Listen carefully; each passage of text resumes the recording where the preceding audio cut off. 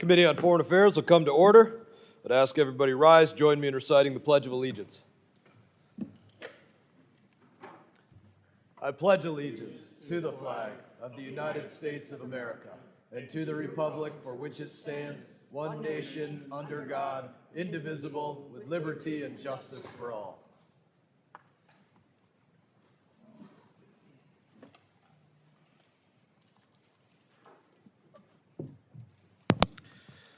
Purpose of today's hearing is to discuss the Trump administration's priorities for reforming our defense sales process, including opportunities for congressional action, progress made on implementation of recent executive orders, and potential future efforts.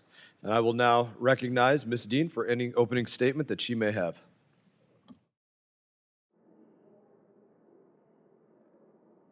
By all means. I thank you, Chairman Mast. And I thank Ranking Member Meeks, who is traveling and will be here in minutes. And I'm pleased to sit in just briefly on his stead. I also thank all of you for your work, obviously for coming here today to help inform us and inform our policymaking and our appropriations, but also for what we do in foreign affairs. I'm glad we will hear from both State Department's Political Military Affairs Bureau, along with DoD's Acquisition and Sustainment Undersecretary and the Director of Defense Security Cooperation Agency, all critical components of the United States security assistance enterprise. Our witnesses lead thousands of hard-working civil servants. I want to lift them up. Foreign service officers, uniformed personnel, and DoD civilians in our national security goals of supporting our allies and partners in furtherance of our values consistent with our laws and consistent with congressional oversight. Representative Zinci and I had the privilege of leading an arms sales task force. I was the ranking member on that. I thank Mr. Meeks for inviting me to do that, and Mr. Zinci served as chair under the auspices of Chairman Mast. Through our work on the task force, we heard from more than a dozen defense industry executives and trade association officials on all manner of process and reforms. It was not until late July that the majority agreed to allow one Democratic panel to explore questions of policy related to arms control and verification, civilian harm reduction, and human rights. Only one Republican attended that hearing, though I do thank her for that. At the self-determined conclusion of our task force work, numerous bills were presented to this committee, which were described as the outcome of the task force. And while some provided reasonable improvements to process and systems within the security assistance bureaucracy, others, unfortunately, significantly undermined congressional oversight and transparency, which I, along with Ranking Member Meeks and our committee's Democratic members, oppose. While questions of process are important, and indeed the mechanisms by which national-level policy is made, I am sure we will hear plenty about today, we will not ignore or divorce ourselves from the broader questions of purpose, intent, and strategy. Namely, our goal must not only be to examine the ways, but indeed the ends for which the U.S. provided arms are used abroad.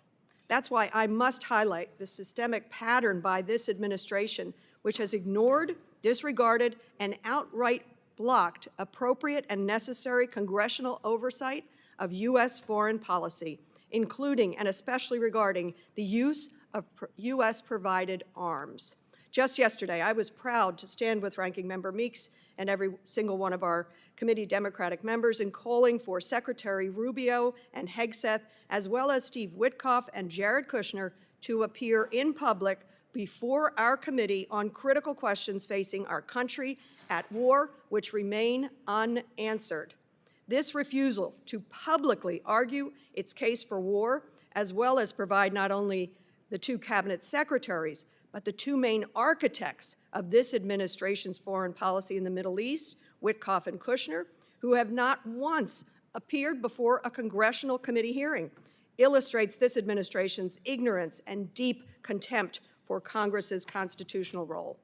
It is the willful ignorance and contempt we saw just over a week ago when the administration abruptly announced it would bypass congressional review to rush more than 20,000 new bombs to Israel worth over $600 million via a little-used emergency authority, while the administration insists it was totally prepared for this war. Clearly not. All of this on top of the multiple occasions last year where the administration ignored the ranking member of this committee and numerous Democratic requests for details, answers, and basic matters on its Gaza and Middle East regional policies, instead rushed to authorize to export multiple billions of dollars of arms to Israel. Yet worse than no clarity, we have an ever-shifting set of rationales for why this administration launched this war in the first place. As more Americans are put in harm's way, our allies and partners questioning us, and millions of taxpayer dollars are used to pay for these sales to continue this war through foreign military financing. And as we all know, 13 members of our military are deceased. Finally, on top of disregarding basic constitutional oversight, this administration has pulled back from important arms control agreements and deliberately dismantled civilian harm and human rights abuse monitoring offices and programs, all moves which undermine our own interest in the long run and our standing in the world. I will have specific questions, but broadly speaking, I will need to hear from each of you today how this administration will improve its record of fulfilling this committee's democratic requests and the basic responsibilities of agencies to the Article I branch.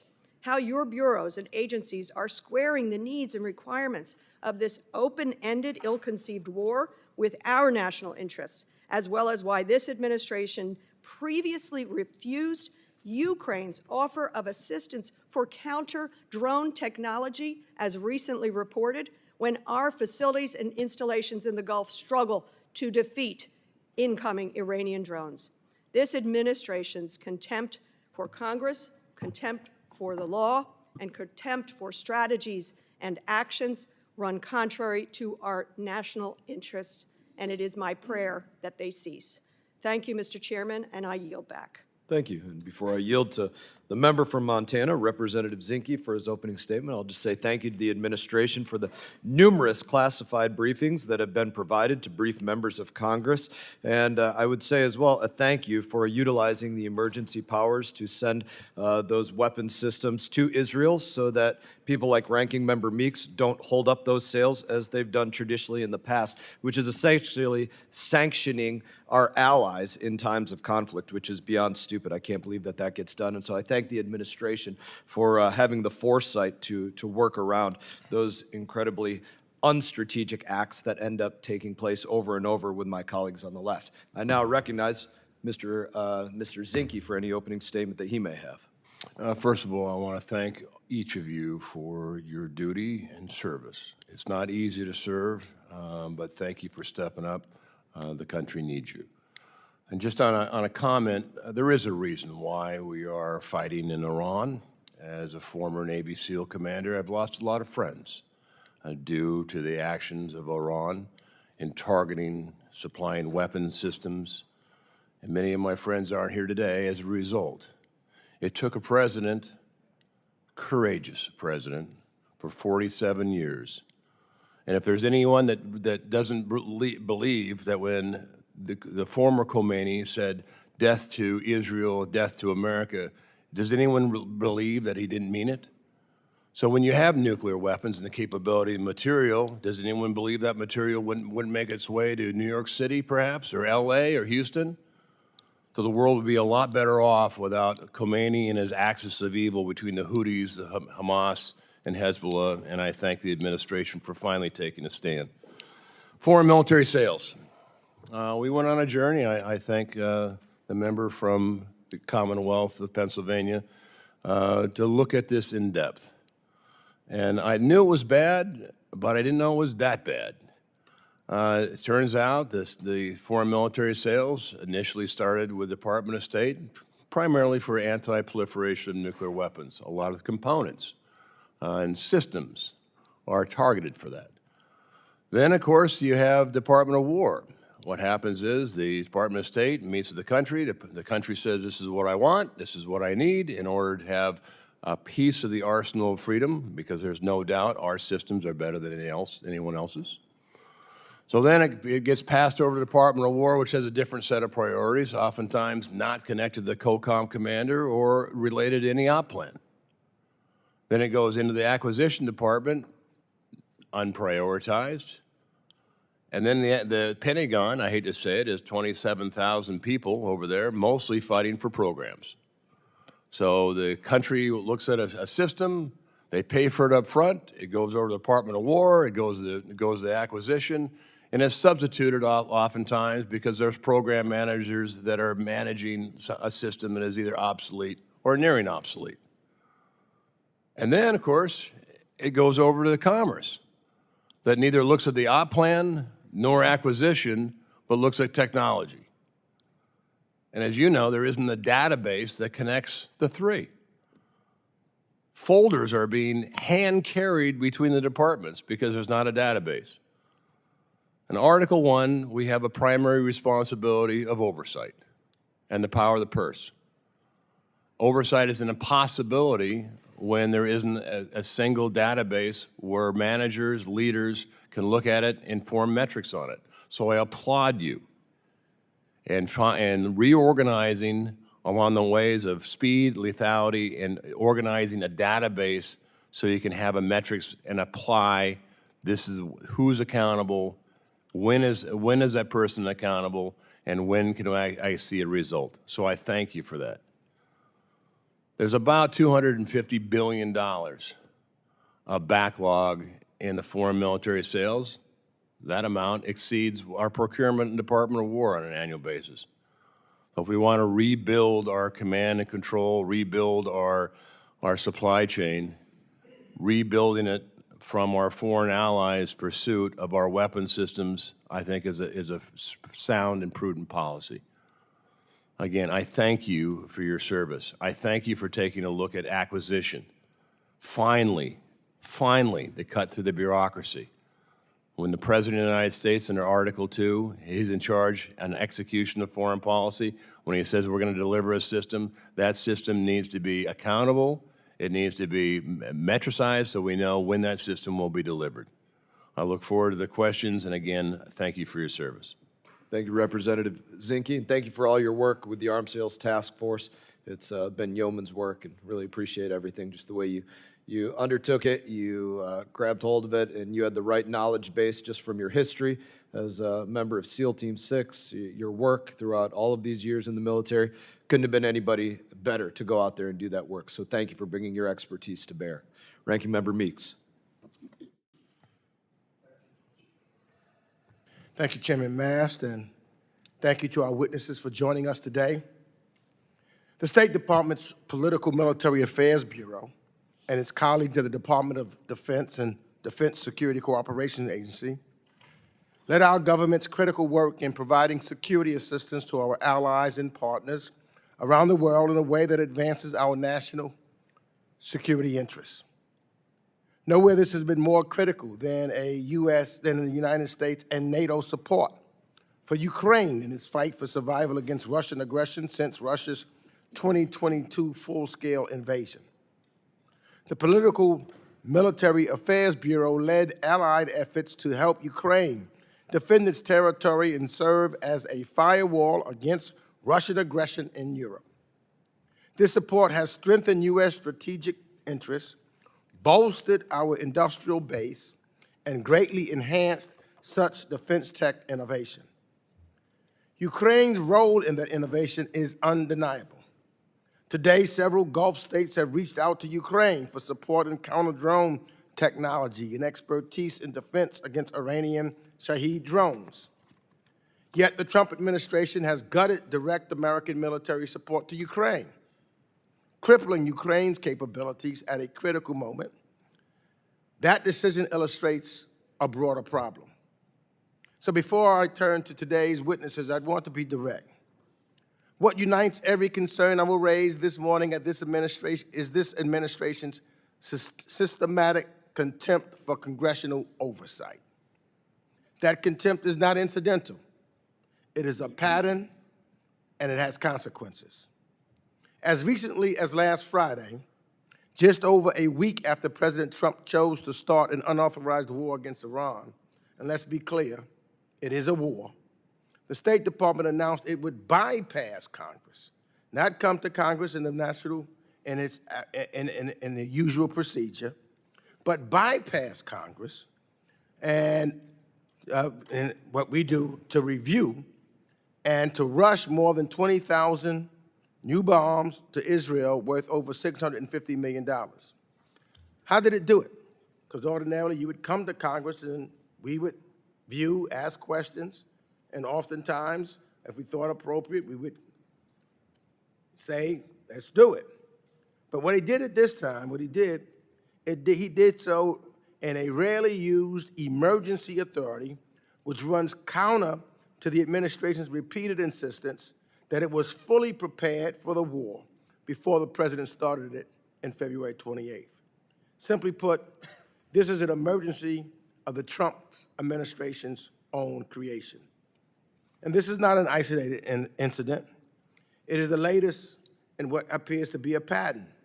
Last year, on multiple occasions, the administration refused to engage with Congress or respond to my request as ranking member for information surrounding U.S. policies in the selling of arms to the UAE and to Israel as its plan for Gaza. The administration, claims that the Gaza policy is a success, and if that's true, I don't know why it is afraid to explain that policy to Congress.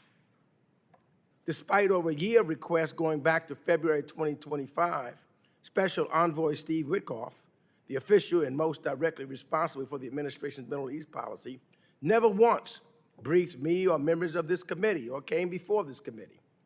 That pattern extends beyond briefings to the administration's deliberate dismantling of civilian harm and human rights abuse monitoring, the effective elimination of the civil harm incident response guidance process through reckless personnel cuts and a chaotic and ill-conceived reorganization which undermines U.S. interests and our standing in the world. These cuts cripple the State Department's ability to fulfill long-standing statutory requirements, including comprehensive investigations into gross violations of human rights. Arms sales are one of the most powerful tools in American foreign policy, and we are witnessing this in real time as our Gulf partners rely on American weapon systems to defend against Iranian retaliation. But when arms sales are used without transparency or accountability, they undermine the very alliances and institutions that they are meant to strengthen. Process questions matter, but the deeper problem is strategic. This administration has no coherent strategy governing the use of arms sales. What it has is a posture of contempt for oversight, contempt for Congress, and contempt for the law. That posture has cost and measured and lost credibility, weakened institutions, and the erosions of the very rules-based order that has benefited the United States and our allies for the past 70 years. So I welcome your testimony today. I look forward to hearing how you will work with Congress to meet existing statutory requirements and congressional intent as you consider how to reform the arms sales process, and I hope it's not cutting out congressional oversight. I yield back. Gentleman yields back. Recognize myself for a couple minutes. I'm not surprised, to respond to this. If the administration has contempt for the oversight that Congress does, truthfully, I have contempt for the oversight that my colleagues have done in the past when they fund things like Queering the Map, drag shows in Ecuador, transgender operas, transgender musicals, transgender plays, transgender job fairs in places like Bangladesh, and the list goes on of just beyond stupidity programs that were going on. I'm not surprised that every American doesn't have contempt for the oversight that my colleagues on the left were doing to say, let's go out there and fund these ridiculous things. But what's going on right now, what's being worked on right now, there should be no contempt for. I want to thank our witnesses. I'm going to get to who they all are in just a couple of moments here. But I want to thank them for their work in this field. And what we need to be speaking about today is that today's foreign military sales process is a relic. That's why we came together. That's why I set up this armed sales task force to begin with, because it's a Cold War relic. And it hasn't worked for the requirements of modern times. What worked then no longer meets the needs of what goes on today. Faster, more dangerous world. In fact, in many cases, it actively undermines U.S. national security. It undermines our allies who face years-long lead times for American weapon systems, which can force them to look elsewhere around the globe, which weakens U.S. influence, damages our defense industrial base, and it bolsters our adversaries. Those are the stakes of what's on the line right now. Our ability to put weapons in the hands of our allies is at its core about deterring aggression and, when needed, defeating our enemies. That's what that emergency notification was about, because in the past, my colleague to my left has quite literally withheld arms sales to Israel. And that's something that in this moment has no business going on. I would argue in all of the other moments that this has gone on had no business going on whatsoever. And so it was important that this took place. But we were, in fact, directly notified about the sales that took place on March 6th, even though I'm sure I'll hear more of my colleagues say there was no notification and this never takes place. This takes place, and we were notified on March 6th, well before these transfers. But to get back to the point of this hearing, for too long, our foreign military sales process has impeded American arms manufacturers from getting advanced weapons into the hands of our allies at speed. That's what has to take place. That's what we have to fix going forward in the future to be as agile as what we need to be. President Trump has recognized that vulnerability. He signed a series of executive orders to overhaul foreign military sales and acquisition systems, prioritizing exactly what I just spoke about, prioritizing speed, prioritizing innovation, prioritizing accountability.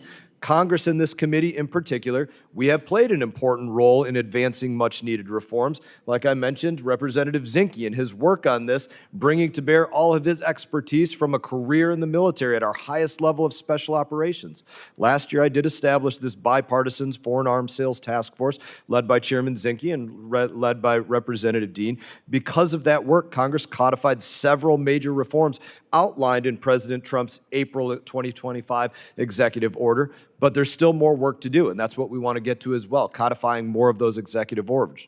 We are fortunate to have a president in office who understands the stakes and is taking the right steps to ensure America maintains its edge. And what's going on in Iran is a perfect example of that. We have had weakness for year after year, decade after decade, where Americans killed by the hand of Iran have never been avenged, have never been responded to say this takes place no longer.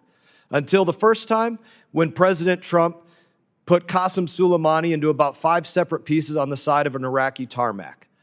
That was the first avenging that took place. And now, President Trump saying Iran will not have any system that can reach out and touch an American, our allies, our forces in the region, all of their war against us, and that's what they've been doing against us every single day that they can, looking for an opportunity to wage war against the United States of America.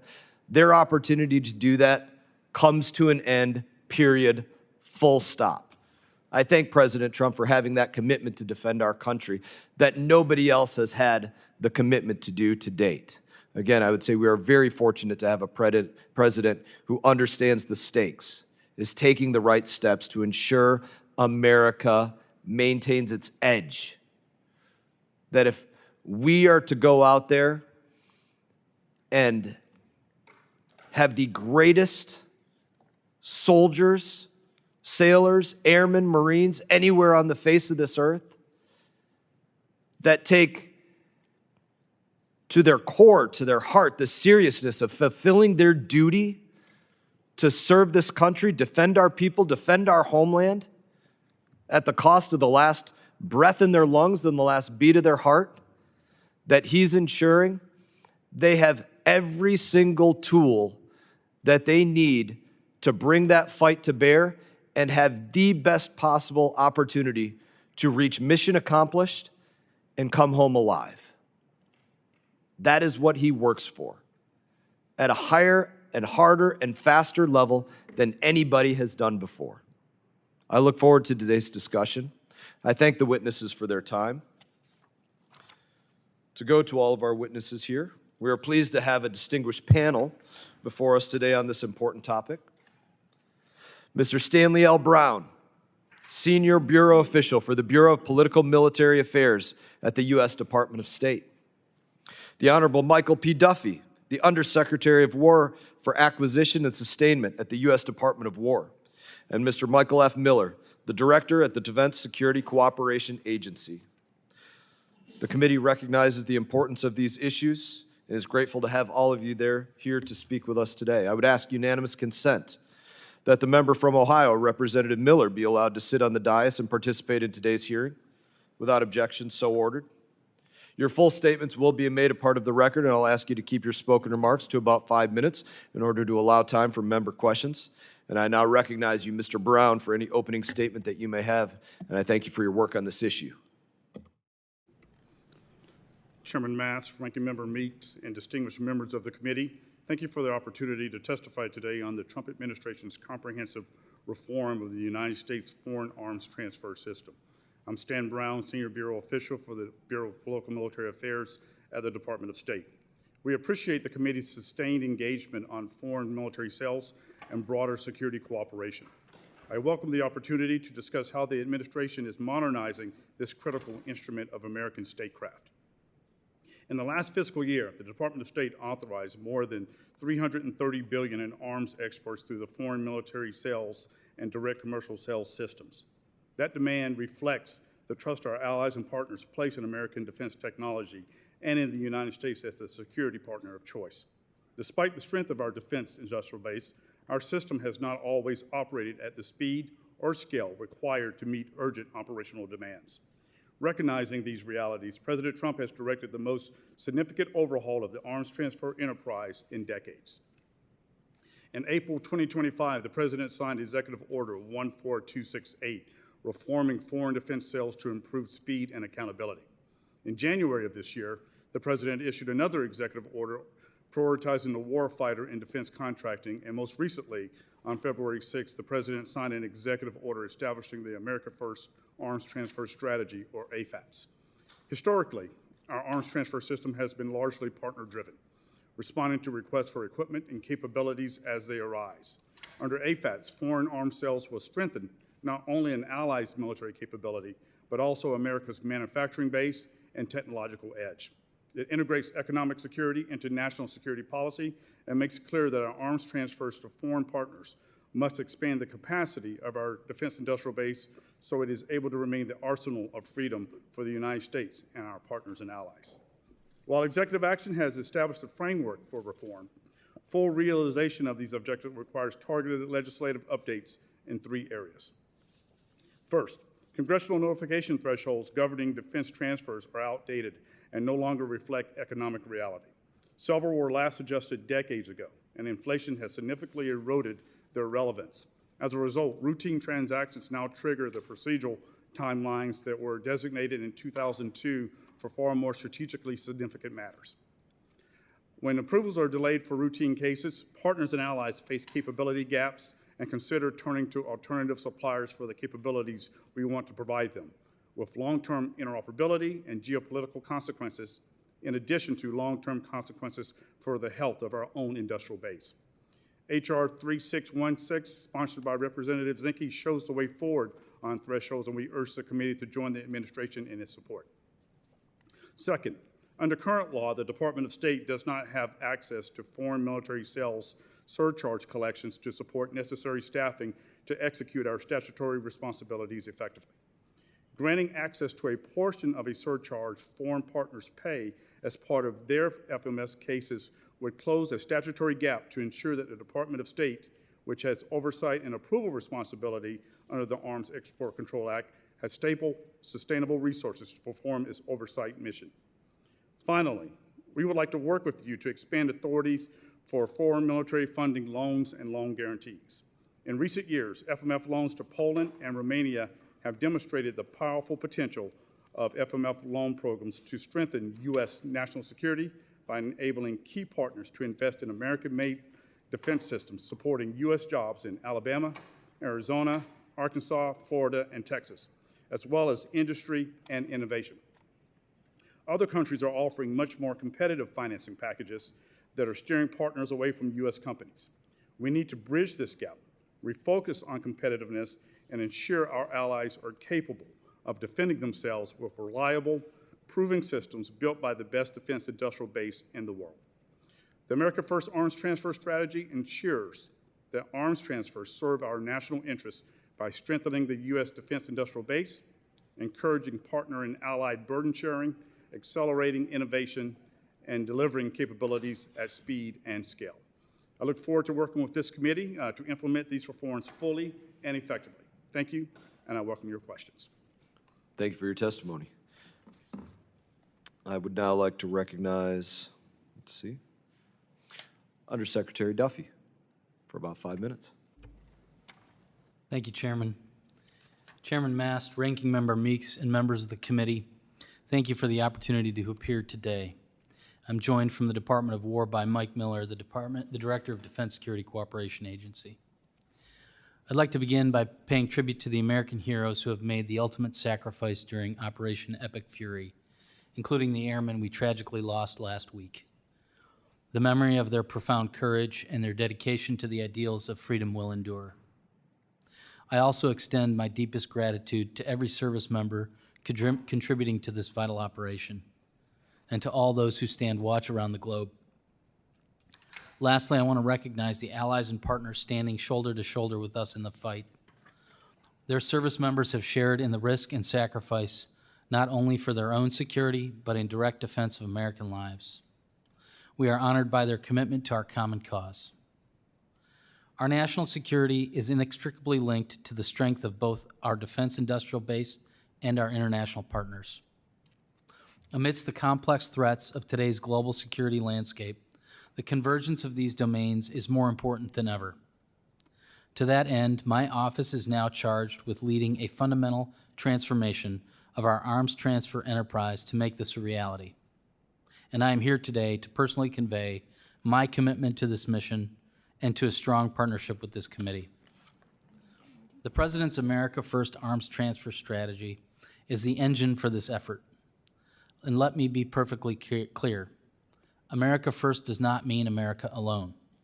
A strong America with a robust and resilient industrial base is the most reliable partner an ally can have. By leveraging arms transfers to build capacity for our most critical systems, we create a virtuous cycle, reindustrializing America while building a more responsive arsenal for our friends around the world. A stronger American industrial base means more reliable and more rapid delivery of the world's best capabilities to our partners. This effort is also directly linked to the Department's broader acquisition transformation. By removing unnecessary regulations, empowering greater flexibility for our acquisition professionals, and providing industry bigger, longer deals, we are accelerating delivery timelines and providing industry the certainty they need to invest far more of their own capital, a win-win model for the American taxpayer and the allied warfighter. This transformation is underpinned by generational changes to the department's structure. The realignment of the Defense Security Cooperation Agency and the Defense Technology Security Administration under my organization is a powerful union of our acquisition system, industrial base, and defense sales. The move establishes a single line of authority for the execution of our arms transfers and broader security cooperation enterprise, with a focus on one goal: delivering capability faster while strengthening America's industrial might. A new Assistant Secretary of War for International Armaments Cooperation within the Office of the Undersecretary for Acquisition and Sustainment will orchestrate these efforts, proactively guiding everything from cooperative development and production to securing allied investment in the U.S. We greatly appreciate Congress's recognition of the increasing importance and scope of this mission and your continued commitment to resource it appropriately. The United States develops and manufactures the most effective weapon systems in the world. And thanks to President Trump and Secretary Hegseth's leadership, we are taking decisive America First action to make the entire defense sales enterprise a strategic driver of our national power. Over the last year, we've made significant progress implementing executive actions and this committee's recommendations to ensure we are delivering capability at speed while empowering our partners to take on a greater share of the burden of their own self-defense. This transformation is a direct result of your efforts to identify meaningful solutions to barriers in the system. And I look forward to discussing how the department is taking a more strategic and proactive approach to reform. Thank you for the opportunity to appear before you this morning, and I look forward to your questions. Thank you for your testimony. Mr. Miller. Chairman, Chairman Mast, Ranking Member Meeks, and members of the committee, thank you for the opportunity to appear in front of you today to speak about the work of my agency, the Defense Security Cooperation Agency, or DSCA. Just have a few brief comments, as I certainly associate myself with all of Honorable Duffy's comments. The strategic and economic threats posed by our adversaries underscore the compelling need for deterrence and cooperation in concert with allies and partners. And in today's geopolitical environment, the burden of defense cannot rest on any one nation alone. This principle lies at the core of DSCA's mission, building partner capacity to advance U.S. national security by strengthening global partnerships. Foreign military sales, or FMS, and security cooperation more generally are the mechanisms by which we implement and operationalize burden sharing with our partners and allies. Defense Security Cooperation Agency staff, located at 8 locations around the country and at 136 U.S. embassies abroad, are at the forefront of the administration's national security efforts. These outstanding professionals, both military and civilian, are responsible for processing more than $100 billion per year in arms transfers and billions in security cooperation funding and loans each year, for providing military education, training, and institutional capacity building to our partners so they can shoulder more of their own defense responsibilities, for training and professionalizing our own 17,000-member security cooperation workforce within the Department of War, for centrally managing and enhancing the capabilities of U.S. military groups at our embassies who interface directly with our partners, and for managing the Department of War's disaster relief, humanitarian assistance, and demining activities. It is an honor to represent them in front of the committee today. Thank you. Thank you for your testimony. We're now going to alternate between Republicans and Democrats to ask about 5 minutes of questions. We will begin by Chairman Emeritus, Representative McCall. Thank you, Mr. Chairman, and appreciate you having this important hearing. When I was chairman, signing off on weapons sales, I thought was one of the most important duties and responsibilities of this committee. This is a committee of war and peace, and it could not be more relevant than it is today with the actions in Iran, which I fully support. Since 1979, a dark veil of terror has reigned over the Middle East, and thanks to President Trump, that shroud is being lifted. These weapons have never been more important than they are right now at this moment. Mr. Secretary Duffy, I totally agree with you. America first doesn't mean America alone. We do have allies. We help them with NATO, but they need to help us as well. And the Straits of Hormuz is a good example of that. The president has called upon our allies to help open up the straits for the global supply of energy. Unfortunately, the news today is they have denied that assistance, and it's to their own detriment. But when it comes to the sales, I set up the Arms Sales Task Force, headed up by now UN Ambassador Mike Waltz. That was a precursor to the chairman's Tiger Task Force. I want to congratulate you, sir, on the work of that task force, and Commander Zinci for his great work on that, because the way I look at the arms sales is it's a great, not only from a military defense tool, but also from a diplomacy standpoint. This can be used to gain allies, say in the Middle East, like Saudi, against our adversaries like, say, China. Weapons were withheld in the prior administration to Israel, to my great consternation. I passed AUKUS to get around some of these international restrictions. So there are a lot of problems that need to be fixed. One is the political bureaucracy of Congress that I think the chairman has tackled head on. The other one is the needs that we have throughout the world. We have several conflict zones, or hot zones, if you will, I call them. Started with the invasion, well, it started with the implosion of Afghanistan, the Russian invasion into Ukraine, Chairman Xi's unholy alliance with Putin, threatening Taiwan, and the Ayatollah raising his ugly head in the Middle East on October the 7th, which was supposed to be Hezbollah, Hamas, and Iran and troops in Syria together to wipe Israel off the face of the earth. So my question is to Mr. Secretary Duffy, as we move the THAAD system, by the way, from South Korea to the Middle East, we are being stretched very thin. And given the myriad of threats that we have, and I know some of this gets outside of your domain, sir, but what do we need to do to backfill these stockpiles? But more importantly, as we look at Ukraine as a laboratory for modern warfare systems like the drones, and I applaud Ukraine for assisting the United States in the Iran conflict to counter these dangerous Shahed drones that were made by Iran and sold to Russia, used to kill Ukrainians, now to kill Americans. What can we do not only to backfill the stockpile, which will be passing a supplemental bill to pay for that, but how can we move towards modernization of weapon systems like what we're seeing in the theater of the Ukraine-Russian conflict? Well, Congressman, thank you for your question, and thank you to you and the committee for your leadership on this issue.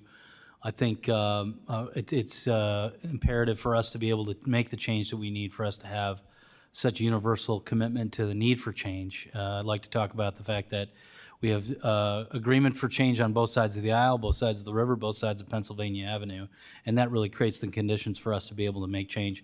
I think the ability to reform the FMS process is inextricably linked with our need to reform the acquisition process because as you look at what are the constraints in the FMS system, I do believe our industrial-based capacity is a key constraint that really inhibits our ability to fulfill the pipeline of FMS orders that we have.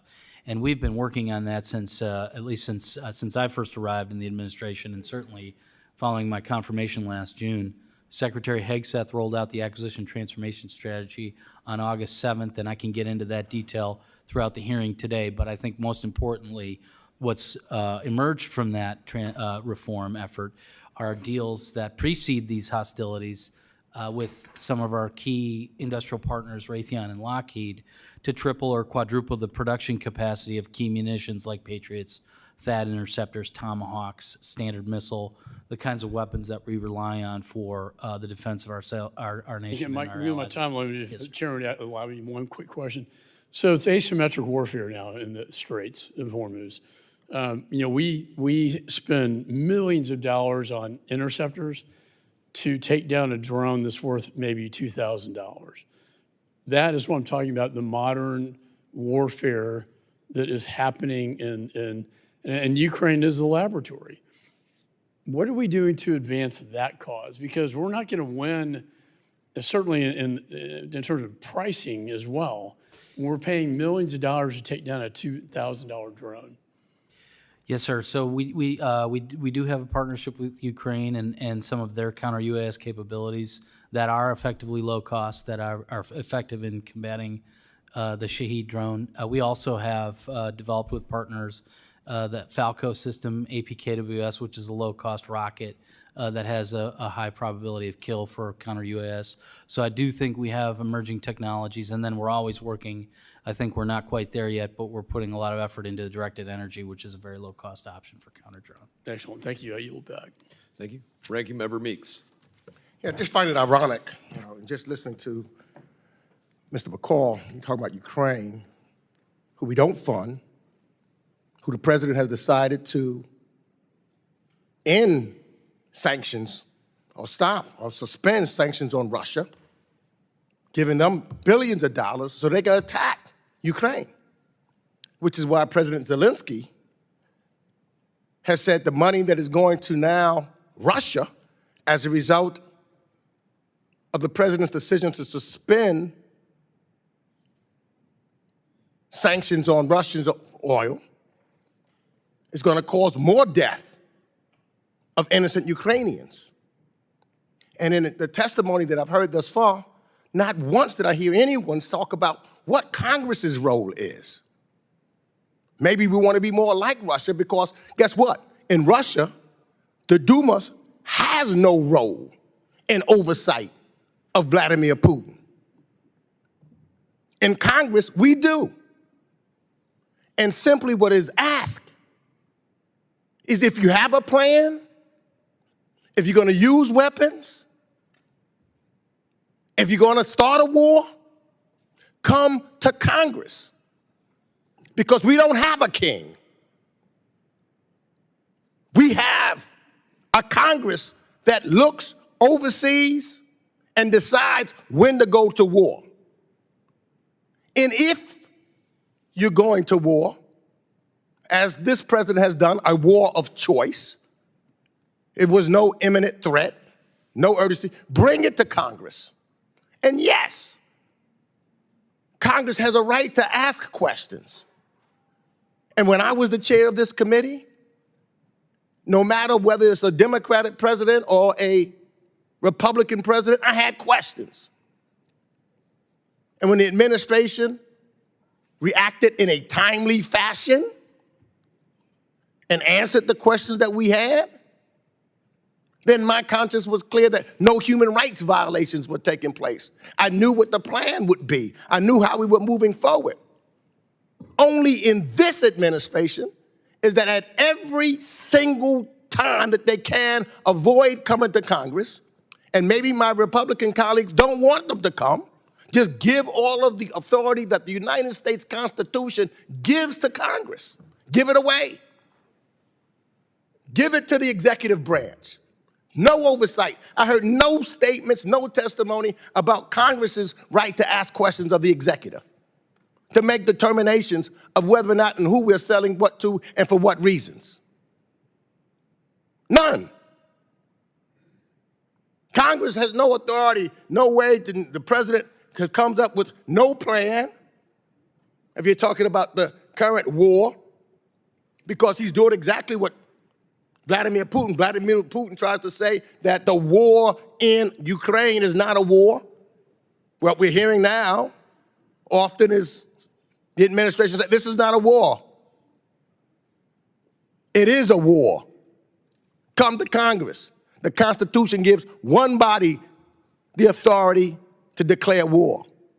But in this instance, we have no plan, no strategy, none that was articulated to Congress, no end game. And apparently, the administration was not prepared for this war because now, after insulting our allies, our NATO allies, insulting them and said, you're basically on your own, now he's asking for help. Where was the preparation? None. These are questions that should have been brought to Congress. So we're supposed to give up all of the authority that we have to an administration who thinks Congress shouldn't exist, basically, at every exchange. I don't think, and I've ever heard one time in this administration we talk about what the authority is supposed to be with reference to human rights, for example. You know, the Arms Executive Cell Executive Order says, it says in-use monitoring coordination group with the directive which states that ensures allies and partners are complying with U.S. requirements and reducing the risk of diversion. But this coordination group is not directed to assess whether or not the U.S. origin weapons have been used to commit human rights abuses or egregious civilian harm.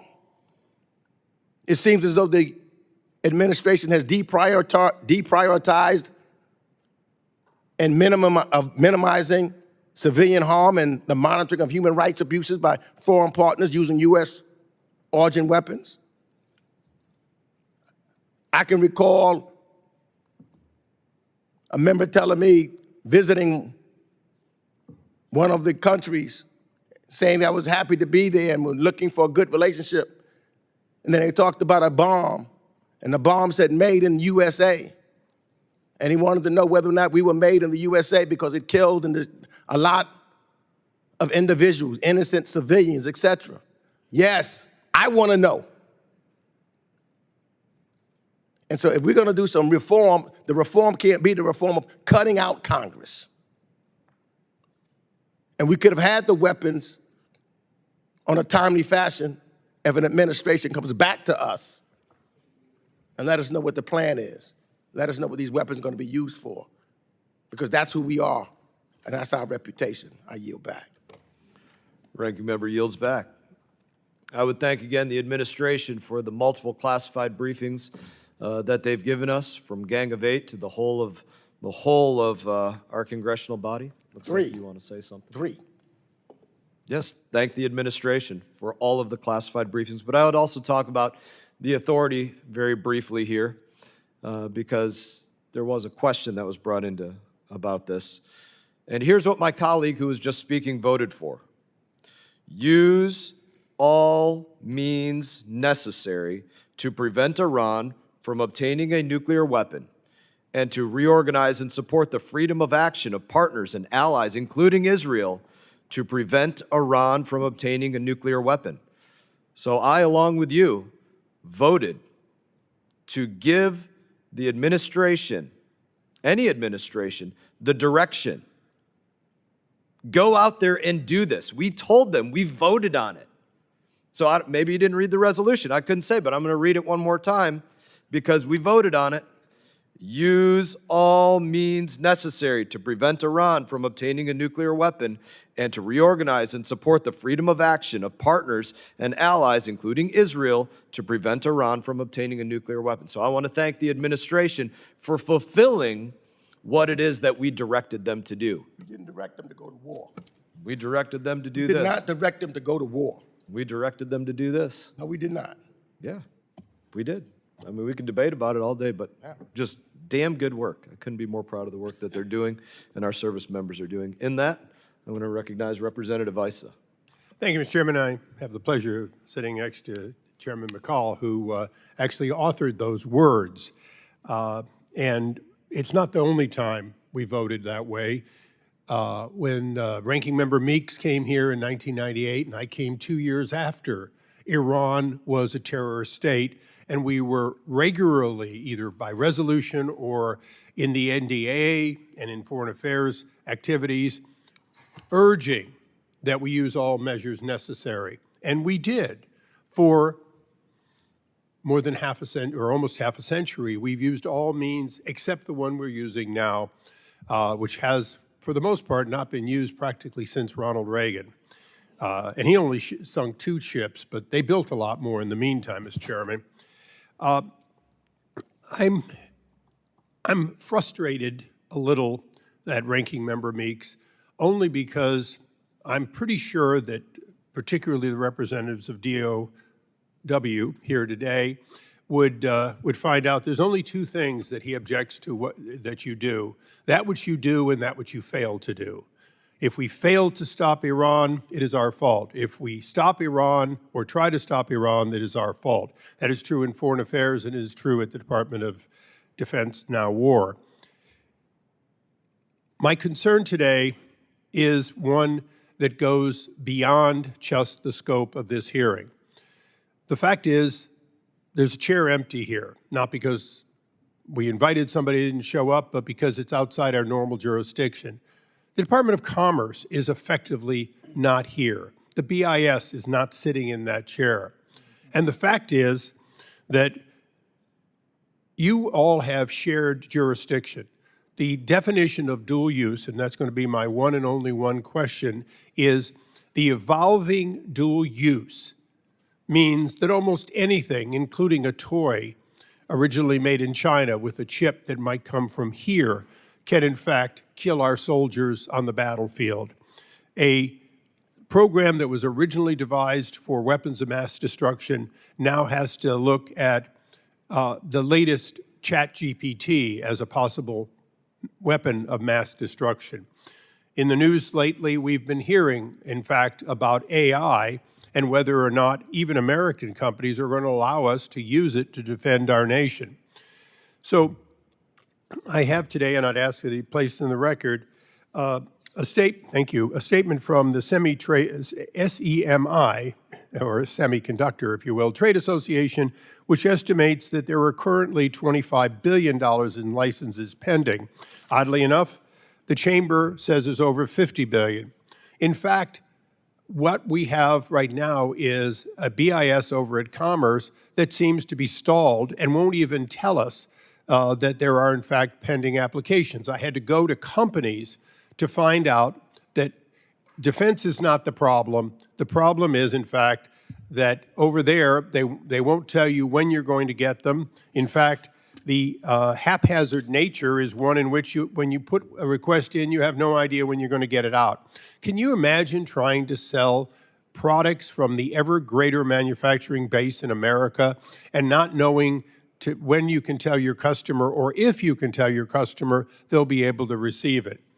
So, although last year your organization has approved $117 billion in military sales, the question I have today is, if we streamline the process, if in fact we do the right thing and make sure that Commerce is doing their job, that you're doing your job, that your coordination system, which is extensive, has timelines, and I'm repeating, timelines for every single application, and secondly, whenever possible, transparency. So I'll start with you, Mr. Miller. Those are my questions, because to me, this is bigger than just the three of you here today. Thank you, Congressman, for your question. The President's executive order of April last year that was cited had a specific request that we establish metrics and also a means to achieve accountability throughout the entirety of the foreign military sales system. So we have set about that in setting metrics for each step of the foreign military sales process, going back to the very beginning of whether or not what a partner has asked for is something we can reasonably action, and putting a clock on that, and then walking through the entire process from when the request is made all the way out to the end of life, the closure of an FMS case after everything's been delivered and paid for. And then setting that against an end-to-end look, as Representative Zinci had mentioned, looking across that from an IT perspective, that again, we can have accountability and insight and data, real data, throughout every single element of that. So we are pairing both the establishment of metrics and then an IT system to track them, which is going to be a game changer for foreign military sales, so we can know exactly where interventions are needed to keep the process moving. Thank you. Chairman, I realize there isn't time for everyone to answer, so I'll ask them to put it in the record, but I'd also ask them to opine on whether, in fact, those timelines are implemented with your partners at Commerce. Appreciate that, and ask the rest to be placed in for the record and yield back. Representative Barr. Thank you, Mr. Chairman. Folks have heard me say this a lot. I'm proud of the United States of America and what we were able to do in the 75, 80 years post-World War II in terms of rebuilding Europe, creating relative peace and stability around the world. You know, our men and women going and protecting democracy on the Korean Peninsula. There's a lot for us to be proud of in those 80 years. I also recognize, you know, this is my 14th year in Congress on this subcommittee. When I think about the 21st century, I do think about the threat in the Indo-Pacific and in Asia, and through whether it was the Obama administration, Trump 1.0, Biden administration, Trump 2.0, the recognition that our greatest threat today comes out of Beijing and Xi Jinping in terms of conflict and challenging that rules-based order that we put in place in the 21st century. That's why I've focused most of my time on peace through strength, building alliances in the region, and so forth. And that's why, you know, I share the ranking member's view on the conflict in the Middle East. Iran is a bad actor. They've been a bad actor for 4 decades, and the Ayatollah is a horrific person and his human rights, so we're not shedding any tears there. I do want to focus a little bit on how the conflict in the Middle East is impacting Asia, but also want to ask some very direct questions. I see the Taiwan Straits as one of the biggest threats to ignite conflict. Recently, on February 26th, President Trump told reporters that he was considering what to do about arms sales to Taiwan, given that Mr. Xi opposes them. And he said, I'm talking to him about it, is what he was quoted on Air Force One. I won't ask any of you to interpret what the president meant by that. That wouldn't be fair to any of you, but I would like to ask a direct question of both state and the Department of War. And remember, you're testifying in front of Congress. The 6 assurances, going back to Ronald Reagan in 1982, have been our diplomatic strategy with regards to arms sales to Taiwan, in addition to the Taiwan Relations Act. That's guided us. We don't negotiate with Beijing with regards to arms sales.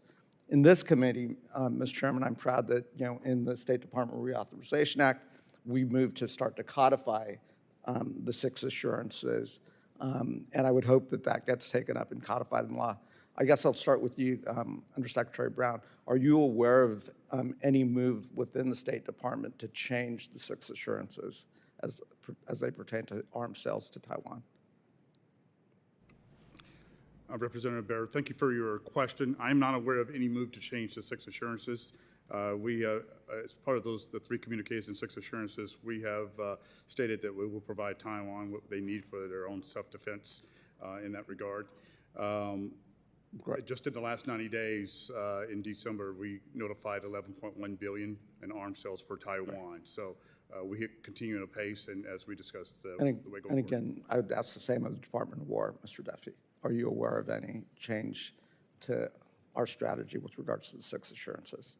I'm not aware of any change within the Department of War. Okay, great. Let me shift to the redeployment of THAAD batteries off of the Korean Peninsula. Again, I applaud the first Trump administration, when we saw conflicts and saber rattling from North Korea for the deployment of those THAAD batteries. Our friends and allies in South Korea paid a real price for it because China did use their economic coercive tools to directly impact the South Korean economy, which they're still struggling to recover from. I do have real concerns at a time where we still see North Korea saber rattling. And I understand the need to protect American assets in the Middle East and redeploy. Can either you, Undersecretary Brown or Secretary Duffy, comment on how long these redeployments would be if we have an intention to restock the defensive capabilities and protection of our allies on the South Korea with THAAD? So I think I'm not aware and can't speak to any duration of any particular redeployment of an asset, but I will say, one, I think our flexibility and our ability to redeploy assets to ensure that they meet the most poignant and urgent need across the globe is a tremendous strength of our system. Secondly, I think there's a full commitment for us to maintain the alliance with South Korea and to provide whatever capability that we can. And I'll go back to what I mentioned in my opening remarks with respect to the efforts that we're making to extend the defense industrial base so we can grow our ability to acquire these weapons and ensure that we have them available wherever that need may be across the globe. Yield back.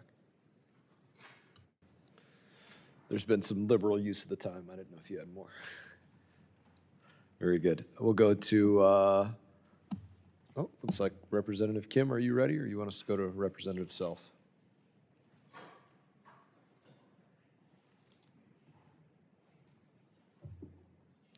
Are you ready, or you want us to go to Representative Self?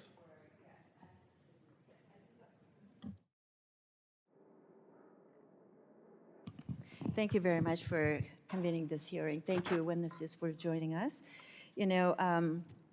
Last month, I convened a defense industry roundtable in Orange County, California, my district, that included small and medium-sized businesses across the entire supply chain. These are the companies that are producing highly specialized components and innovative technologies that are critical to both the U.S. and our allied capabilities.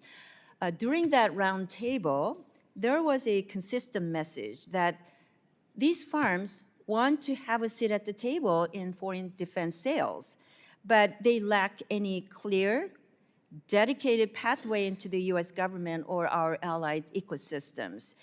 So when I ask whether any company had a single go-to advocate inside the U.S. government to navigate the defense acquisition and export process, the room went silent.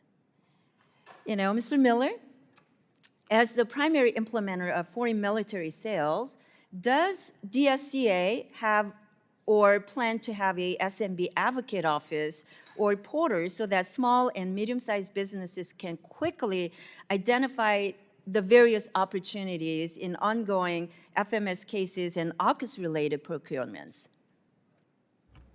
Thank you, Representative Kim, very much for your question. Yes, in our office, in my agency here in the NCR, we do have an industry ombudsman function where we take regular meetings and queries from industry, can help them, point them in the right direction and how to engage in FMS. Be that, and then oftentimes it may be that it's something that may be referred to the Commerce Department, and they have abundant resources here in the United States, both here in Washington and geographically distributed. So we do have that function here. And we also engage in trade shows and other engagements, including with industry associations that represent small, medium, and large companies. Thank you. You know, I've had innovative SMBs tell me that they are shut out of the FMS process simply because they lack security clearances or prior FMS experiences. So can you, both Mr. Brown and Mr. Miller, can you talk about what targeted reforms, like such as expedited clearance pathways or sandbox pilot programs, are the State Department and DoD acquisition and sustainment considering to lower these barriers without compromising national security? Thank you. If it's all right, I'll start, and my colleagues certainly may have something to add there. I would just point to the President's Executive Order 14383, the America First Arms Transfer Strategy, which talks about welcoming new entrants into the market, non-programs of record, and small and medium companies with innovative ideas to make sure that we're refreshing the technologies that are available both to our warfighters and also to our foreign partners. So I think that's a key element that's going to drive us to looking to a commercial-first approach, which Secretary Hegseth has also talked about. Thank you. I would just add to that that the Bureau of Political Military Affairs and our Regional Security and Arms Transfer Office does around the world with industry. Basically, they can come in and we can talk about all the different ways they can participate in the system. So we are doing that fairly regularly. Thank you. You know, I want to have a conversation about AUKUS. The fiscal year 2026 NDAA incorporated core provisions of my bipartisan Armor Act that streamlines the expedited review process for AUKUS transfers, retransfers, and exports while eliminating unnecessary congressional notification requirements for certain low-risk items. Undersecretary Duffy and Mr. Miller, hopefully time will allow you to respond to that. Since that enactment, what specific measurable reforms have your offices implemented to accelerate AUKUS Pillar 2 technology sharing and collaboration? Well, thank you for your leadership on that legislation. We certainly look for every opportunity to streamline the process to help ensure that we can transfer technology to our allies and partners. We have undertaken a review of the excluded technology list to ensure that we've got that right-sized to just the most sensitive technologies. And I think what we're finding is that, you know, while the excluded technology list must exist because our most sensitive technologies, we must ensure that we have traceability on the use case of those. We're finding industry still coming to terms with what is on that list, and there's an over application for licenses that are unnecessary. So we have some work to do to communicate with industry so that they understand what flexibilities that you all have helped us put in place. Would Mr. Miller have time to respond briefly? Thank you very much. I don't have much to add to what Honorable Duffy said. Just on his last point, again, thanks to the leadership of this committee and to yourself personally, we've extended, and the administration's efforts, we have extended great flexibility to exports for Australia and the UK. But there's, I think, concern among industry that they can't make use of those flexibilities. So working with our colleagues in the Department of State, Director of Defense Trade Controls, and the rest, I think making them more comfortable with that, I think will speed licensing that's germane to AUKUS Pillar 2. Thank you very much. I yield that. Representative Jacobs. Thank you, Mr. Chairman. Undersecretary Duffy, nice to see you again. I first want to ask about the $210 million contract that the department just signed with Tomer, an Israeli state-owned company, to produce the next generation XM1208 155 millimeter cluster munition. I'll be clear, I criticized the Biden administration when it transferred existing U.S. stockpile cluster munitions to Ukraine, weapons that were already in our inventory and given in the context of repelling a full-scale Russian invasion. This is different. This is a no-bid contract to purchase newly manufactured cluster munitions from a foreign government, one that has already been credibly reported to have used this very weapon in Lebanon. No American company has produced cluster munitions in over a decade, and more than 111 countries have banned them, and the Army's own solicitation says these shells are designed to effectively engage imprecisely located enemies within an area, which is a very weird clinical way of saying that they saturate a zone with 9 bomblets, each containing 1,200 tungsten shards, and hope you hit something military. What is the intended operational use of the XM1208? I'm not an operator, so I don't have expertise on how we would employ that weapon. Okay, is it for stockpile replenishment, or is the department planning to deploy these munitions in an active theater, including the current conflict with Iran? I'd have to consult with my colleagues and get back to you. Okay, well, a reminder that testing conditions and real-world dud rates are very different things. So even though you might try and say that this dud rate meets the cluster munition policy requirements, as we learned in Lebanon in 2006, when U.S. origin cluster munitions had a 40% failure rate. And you're not just restocking. The Army has solicited bids for domestic production capacity of 30,000 rounds per year. That's not maintenance, that's expansion. Will you commit to notifying this committee before any XM1208 munitions are transferred to a foreign partner or deployed in combat operations? I'll commit to following whatever the legal procedures are for committee notification. All right, well, that's not reassuring, Mr. Secretary. Congress has a statutory role in reviewing weapons that pose this level of risk to civilians, and we intend to exercise it. Next, Mr. Brown, I'd like to ask you about the civilian harm mitigation. We set up a system in 2023 at the State Department that both PM and DRL managed, called the Civilian Harm Incident Response Guidance, or CHIRG process, to investigate reports of civilian harm perpetrated by partner governments suspected of using U.S. origin weapons, and to recommend subsequent actions in response. Mr. White, what is the current status of the CHIRG process at the State Department? Thank you for your question. The State Department currently evaluates arms sales in accordance with the 2018 Conventional Arms Transfer Policy. If you look at that policy, it also includes references to evaluating arms sales in accordance with human rights, as well as international humanitarian law, amongst other things like counterterrorism, nonproliferation, and otherwise. That guides our process in which we evaluate arms sales.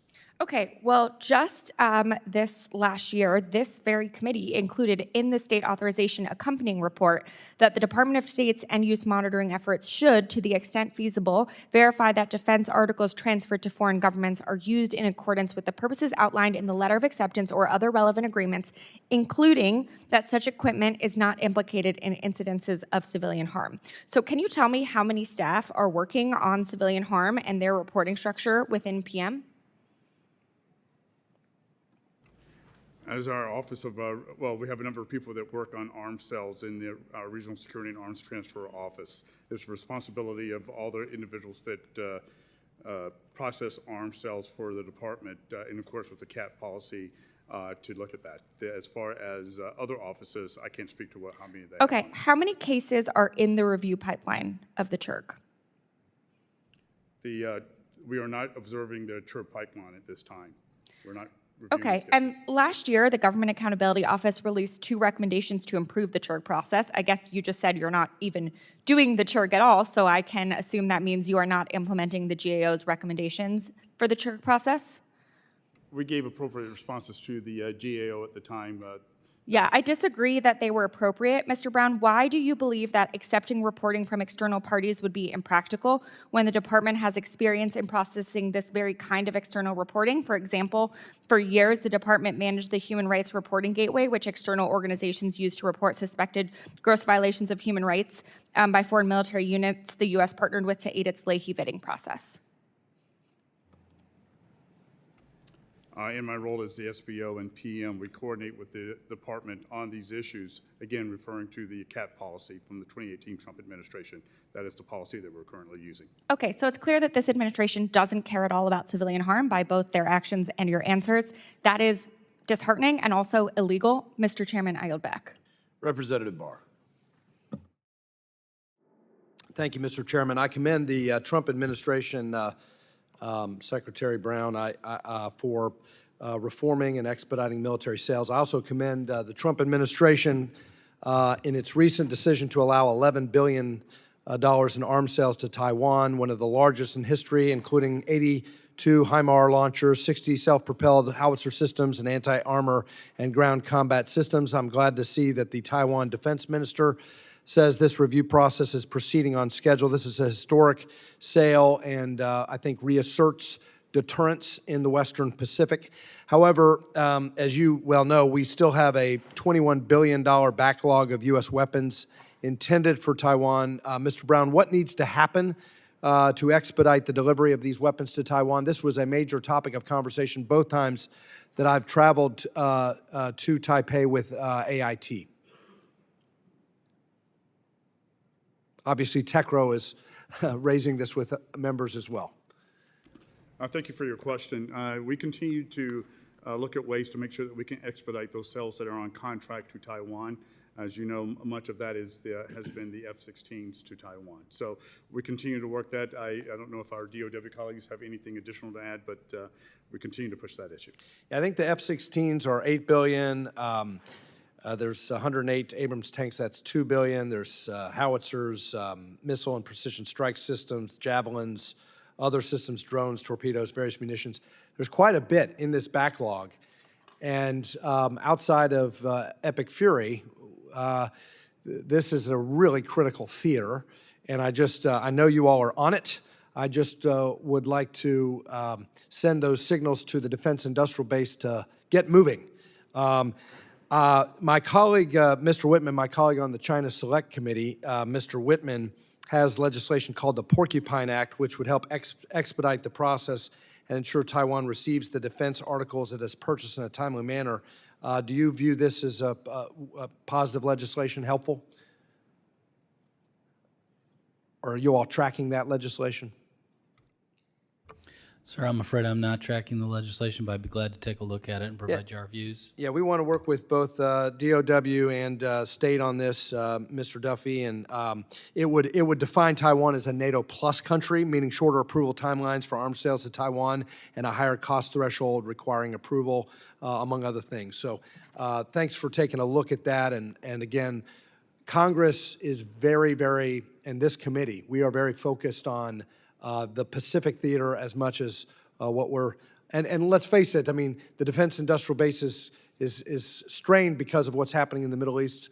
Very important national security objectives being accomplished in the Middle East right now, but it means we've got to redouble our efforts to make sure that we're looking at multiple theaters at the same time.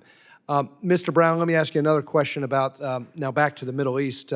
I do remain concerned about Israel's qualitative military edge, given Turkey's increasingly hostile actions toward Israel and its stepped-up military presence in the region, specifically in Syria.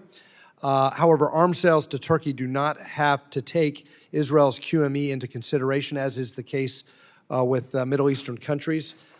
Given the United States' longstanding objective of maintaining Israel's QME, do you believe arms sales to Turkey should be assessed for their potential negative ramifications on Israel's security?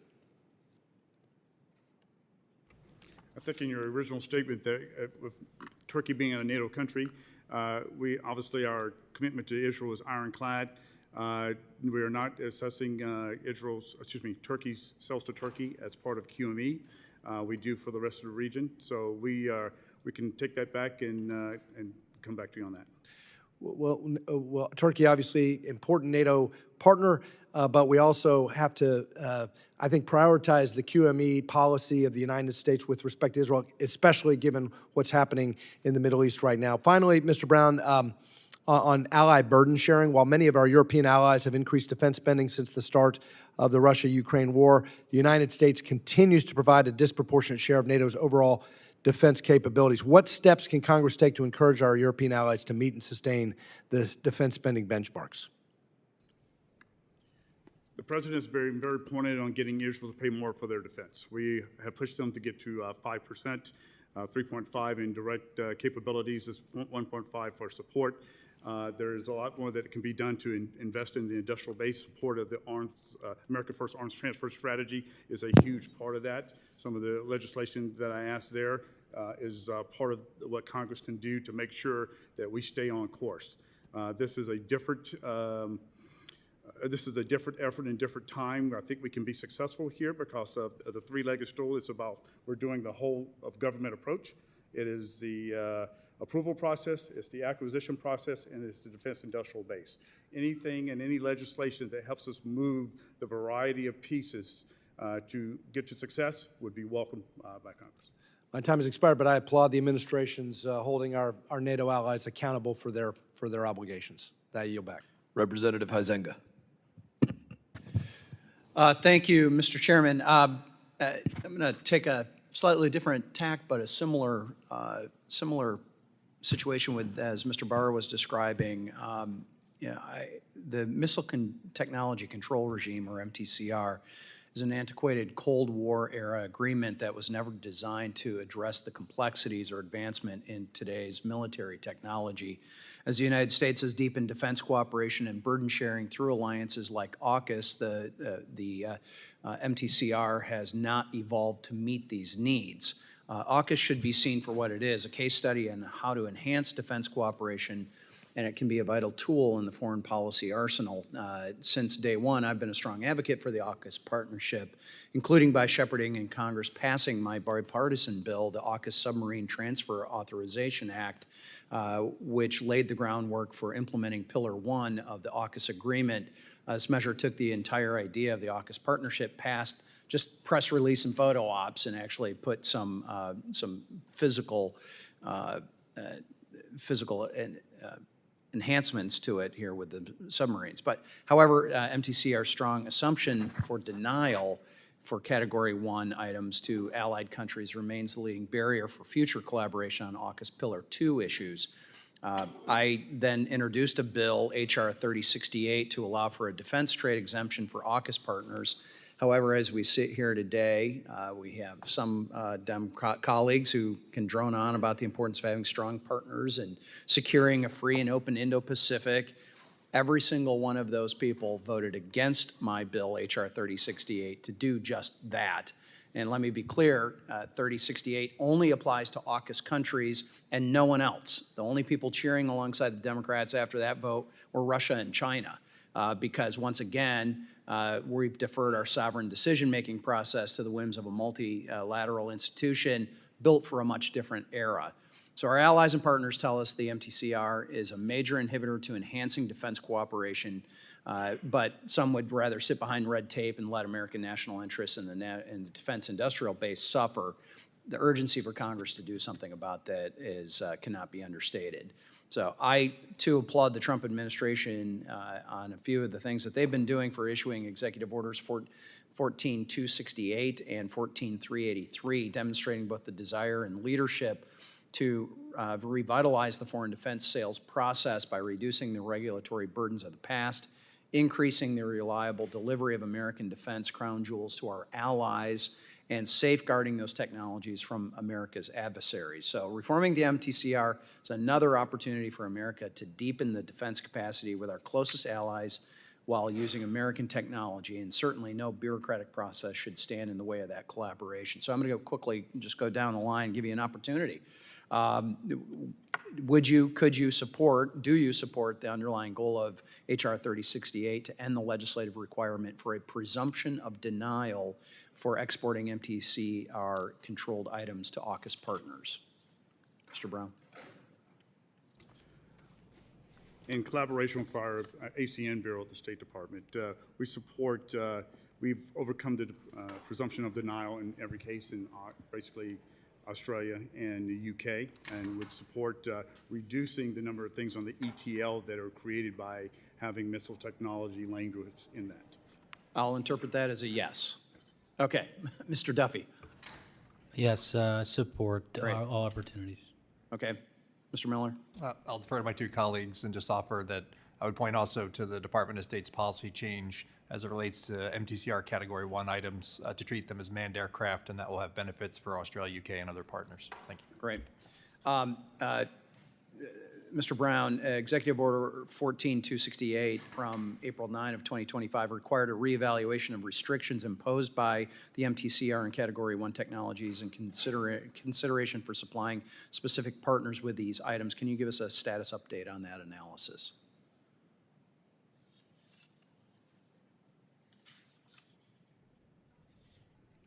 Could you repeat the question, please? You were required under the executive order from April to reevaluate the restrictions imposed by the MTCR on Category 1 technologies in consideration for supplying specific partners with these items. So can you give us an update on that analysis? Yes, sir. Thank you. I mean, partly what Mr. Miller spoke to this. In September of last year, we changed Category 1 items to be able to be treated like manned aircraft. And we've updated our policy throughout the interagency with our DOW colleagues to do that. As we continue to review the policy, we review it in the context of not just that, but also the accepted technologies list. And our colleagues in ACN Bureau, they're also looking at this and support the efforts that we're doing. So we continue that. We'll continue to look at this throughout the entire arms sales reform process. My time's expired, but I look forward to working with you all on this. Thanks. Representative Jayapal. Thank you, Mr. Chairman.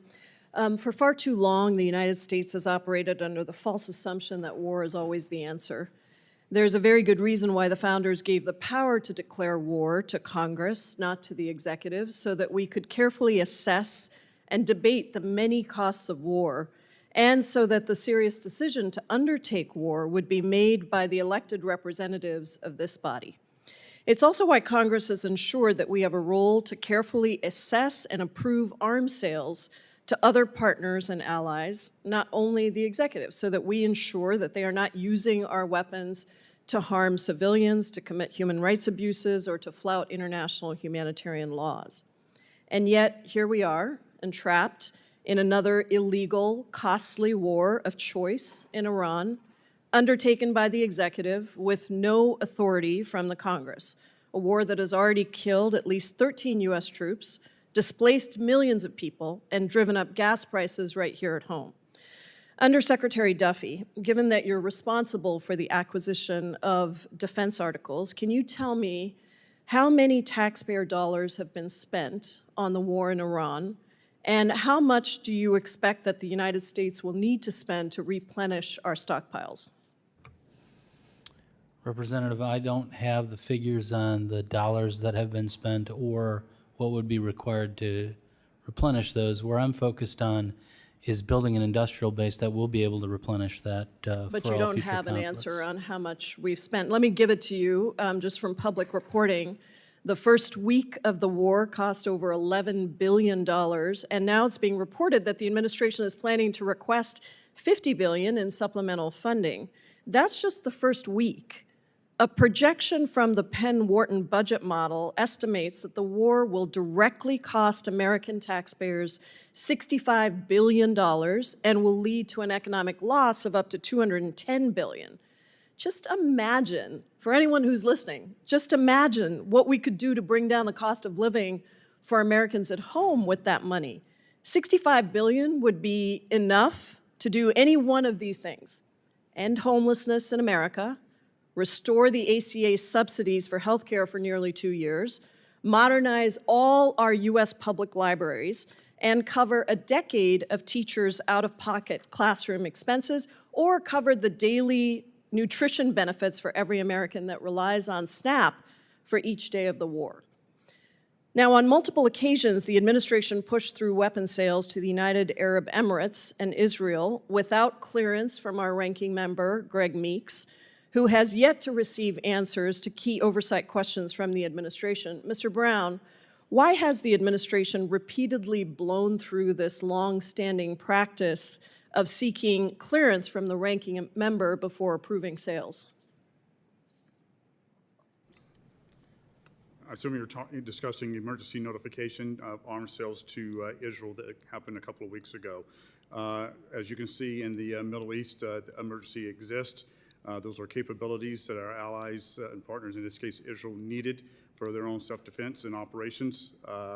It is available to us as legislation in the Arms Export Control Act, and we notified the Hill as we were doing that. Mr. Brown, this has happened on multiple occasions, and these authorities are only supposed to be used when there is an emergency and when the transfer of weapons is in the national security interest of the United States. They're not supposed to be abused as loopholes for avoiding congressional oversight. So answer me this, Mr. Brown, yes or no, is it in our national security interest to allow weapons to be used against civilians? We're not allowing weapons. I'm just asking you if it's in our national security interest to. National security interest to transfer weapons to our allies and partners. Is it in our national security interest to allow our weapons to be used to perpetrate human rights abuses or commit acts of genocide? We again, we are not. You're not answering me about whether it's in our national security interest to do those things. It is our national security interest to support our allies and partners, and that's why we used the emergency declaration to make sure they had the tools they needed. Is it in our national, ourselves and Mr. Brown, is it in our national security interest to allow foreign governments to unilaterally drag the United States into war?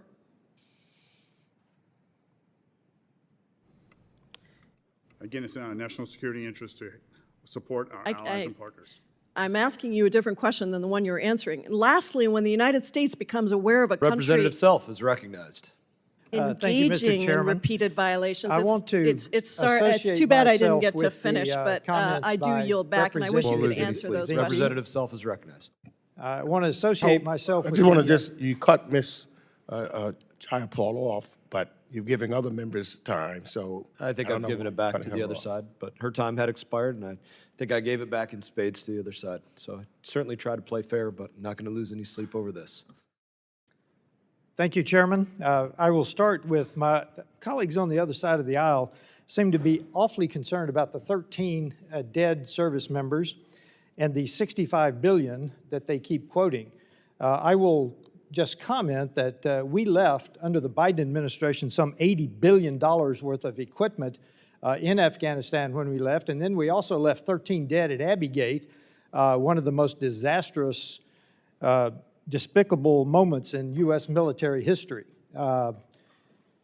Just a comment to even the scale there. Now, I've been very interested in some of your comments, metrics for FMS process. Mr. Miller, I think that's an excellent idea, and the acquisition process. So, DSCA has about 35 feet, if I remember correctly, of wall space in one room dedicated to the FMS process. It shows that we required, and I'm hoping you can update some of my information, Mr. Miller.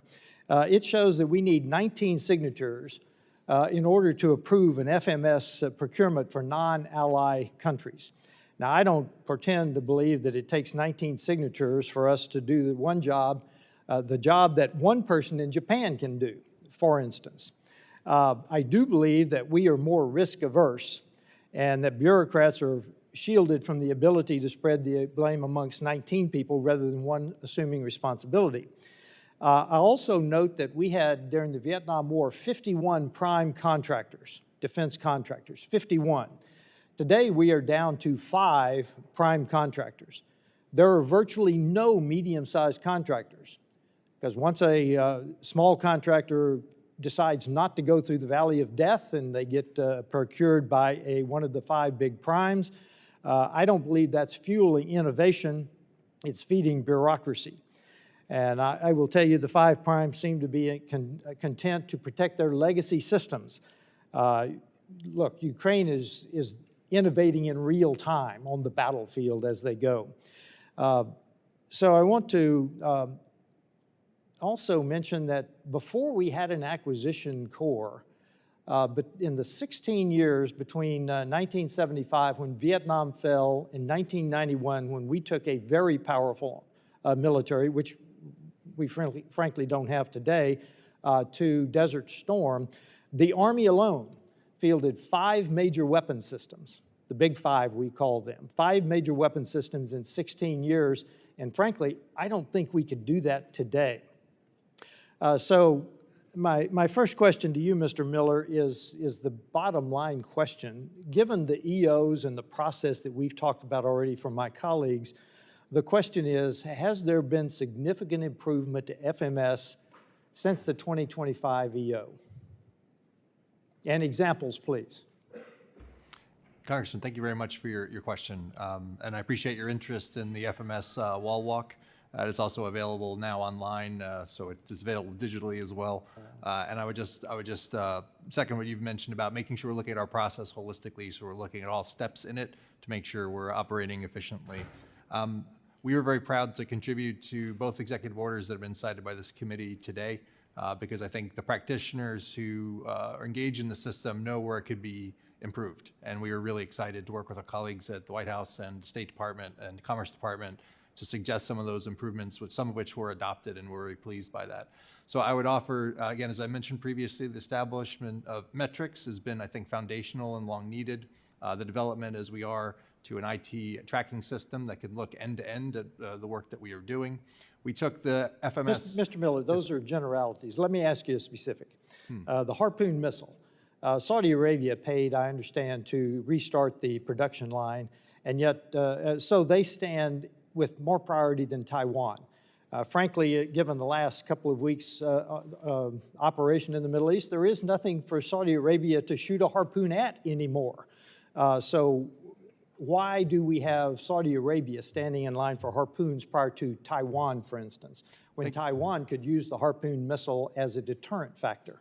Thank you for your question. In 2023, I signed out guidance to all the implementing agencies for military sales to prioritize Taiwan above all other requirements. That remains standing guidance. So in the matter of whether there was a competition between the provision of Harpoon to Saudi Arabia or to Taiwan, Taiwan would take priority. That is also a capability they're working to provide to them, and I credit my colleagues across the Department of War and State for the number of authorities and the authorities provided by Congress to facilitate the provision of that capability to Taiwan. Thank you, Mr. Chairman. To preclude any arguments over time, I yield back. Gentleman yields back. Before I go to Representative Liu, I want to submit something for the record, and that is simply a copy of House Resolution 559, which I was referencing previously, which does resolve to use all means necessary to prevent Iran from obtaining a nuclear weapon, and, to continue on reading it, to recognize and support the freedom of action of partners and allies, including Israel, to prevent Iran from obtaining a nuclear weapon, the authorization that we gave them to conduct some of these operations, and as well a list of those who voted for it as well, submitting that for the record without objection. In that, now recognize Representative Liu. Thank you, Mr. Chairman. Undersecretary Duffy, thank you for being here today. I have some questions for you. The Department of Defense has a missiles shortage in the war against Iran, correct? That is not correct. The Chairman of the Joint Chiefs, Secretary of Defense, President Trump have all declared that we have the munitions we need to prosecute this action. Okay. I don't think you're telling the truth, because the President held an emergency meeting on March 6th with all the top defense contractors literally talking about the missile shortage and why we have to quadruple missile production. So let me ask you a question about what the Washington Post recently reported. Quote, the military also is drawing from its supply of sophisticated Patriot interceptors in the Indo-Pacific and elsewhere to bolster its defense against Iran's drone and ballistic missile attacks. Is that true? I'm sorry, can you repeat the question, the statement? Sure. The military also is drawing from its supply of sophisticated Patriot interceptors in the Indo-Pacific and elsewhere to bolster its defense against Iran's drone and ballistic missile attacks. Is that true? I'm not aware of any transfer of stock from other commands. So the U.S. is, in fact, not taking Patriots from the Indo-Pacific and elsewhere to move to the war against Iran? I'm not aware of the transfers, no. Okay, I'm not asking if you, okay, all right. So the Washington Post just got that wrong. There's no transfers of Patriots from other places. I'm not aware of the transfers. Okay. Well, I'm just trying, I'm not trying to be difficult here. Is it that you personally aren't aware that this is not happening? If I'm not aware of them, I'm not sure how I can speak to whether or not they're happening. Okay, so it could be happening. Just you personally may not know about it. I'm not Is that what aware you- of the transfer of weapons Okay, from all right. other theaters. So the Pentagon has stated that in the first 2 days of the Iran war, $5.6 billion was spent on munitions alone. These include Patriots and THAAD missiles and Tomahawks. Do you know what the number is as of today, approximately, spent on munitions? I'm not aware of the Okay. cost. Do you know what the expenditure rate is for these My missiles? focus is on ensuring that we have the industrial base of the future to supply the weapons that we need for today and future conflict. Well, then let me ask you this. How long would it take to replace the munitions that we've already spent in the Iran war? I'm not aware of the number of munitions that we've spent, but I can say that as a result of the work that we started last summer and that meeting that President Trump held on March 6th, which was a continuation of efforts that began long before hostilities started in the Middle East, we have cut deals with industry to triple or quadruple the production capacity. So that's of that's key very munitions. that's very, very interesting. So let's just go through some numbers. THAAD missiles are made at about 8 per month by Lockheed Martin for a total of only about 96 a year, correct? Prior to our the deals that we cut with industry, that is correct. Sure. So let's talk about these amazing deals that you keep hyping. How long would it take for Lockheed to actually quadruple production? They've already started making the investment to increase that ramp. Yeah, so well, let me answer it for you since you don't want to tell American people. In their own press release, over 3 years. And let's say they do this 3 years from now and manage to make 400 THAAD missiles a year. Do you know how many Iranian drones there are? Estimated? About. Just give a ballpark number. Thankfully, it doesn't require a THAAD missile to shoot down an Iranian drone. No, I got it. Over 80,000 Iranian drones. So let's talk about Patriots and THAADs right now and how much they cost. So how much is a THAAD missile? It's about $11 million, I believe. Okay. Recent estimates are 12 to 15, but we'll go with your 11 million. How about a Patriot missile? $4 million. Okay. How about an Iranian drone?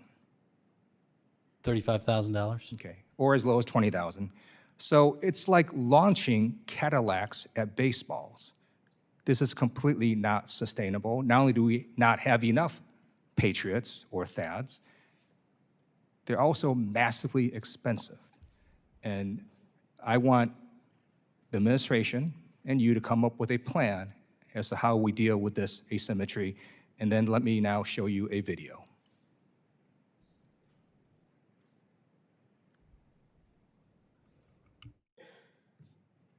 This is a result of an Iranian drone strike on a facility in Oman. Even with our superior weapons, we cannot stop some of these strikes. And then let me tell you what Donald Trump said yesterday. They weren't supposed to go after all these other countries in the Middle East. Nobody expected that. We were shocked. Complete dereliction of duty on the part of the commander-in-chief and the people under him. I yield back. The chair now recognizes the great representative from Ohio, Mr. Davidson. Thank you, Chairman. It's a very timely hearing, and foreign military sales are a critical part of our strategic posture. Aside from this committee, I serve on the Financial Services Committee, where I'm the chairman for National Security and Illicit Finance. And one of the most important things we're doing right now is modernizing the Defense Production Act. So we just marked up a bill earlier this month to kind of keep pace with how the administration has been rightly focused on readiness. And frankly, it's a continuation of what President Trump did in his first term to get our supply chains really focused on our America's national security and our interests. He's focused heavily on things like really basic things like steel. If you can't make your own steel, you're not really going to stay secure as a country. He's focused on all kinds of things with critical minerals. And when you look at, the use of the EXIM Bank, I mean, really thoughtful on Project Vault. So, Mr. Duffy, could you speak to the administration in terms of what work is being done to increase readiness and to modernize the defense industrial base? Thank you, Congressman, for your leadership on the Financial Services Committee. The Defense Production Act is an absolutely essential authority that we employ to ensure that we've got a resilient industrial base. I think, the key for us is to ensure that we have awareness of where are those vulnerabilities in the supply chain. Oftentimes, it takes a failure of a business or withdrawal of a business for us to recognize that we have a shortage somewhere down the supply chain. And so I think, our effort has been, how do we create a commercial model within the acquisition system so that we get the defense industry to invest in their own money, which is what we've done with these munitions deals over the last 2 months, and will extend to other platforms. But also to employ the Defense Production Act and the Industrial Base Assessment and Sustainment Fund to identify those areas where we have a fragile element of the supply chain, such as a business that's a sole source supplier for a unique or bespoke part, and having that authority and that ability to provide the funds to sustain that business or invest in that business so they can achieve the growth we need to keep a resilient industrial base is absolutely critical.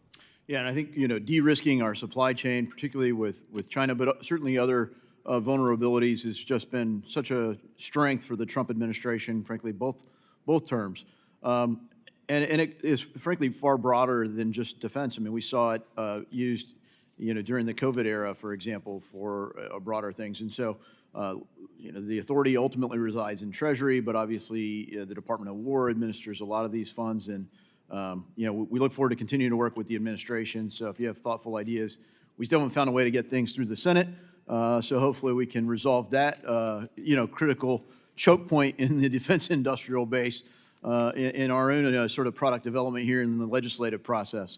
Foreign military sales is the real topic of the hearing, and I've worked on that, including with the support of my friend and colleague, Mr. Zinci's bills, and my own bills addressing with no revolving doors, where people can, literally authorize a contract and then go straight from federal government service back to the industry where they authorized the contract. We want to turn those kinds of things off to be good stewards of the American people's tax dollars and, frankly, the public trust. So, Mr. Brown, I wonder if you could highlight some of the guardrails that we might consider putting in place and that we already do have in place on FMS.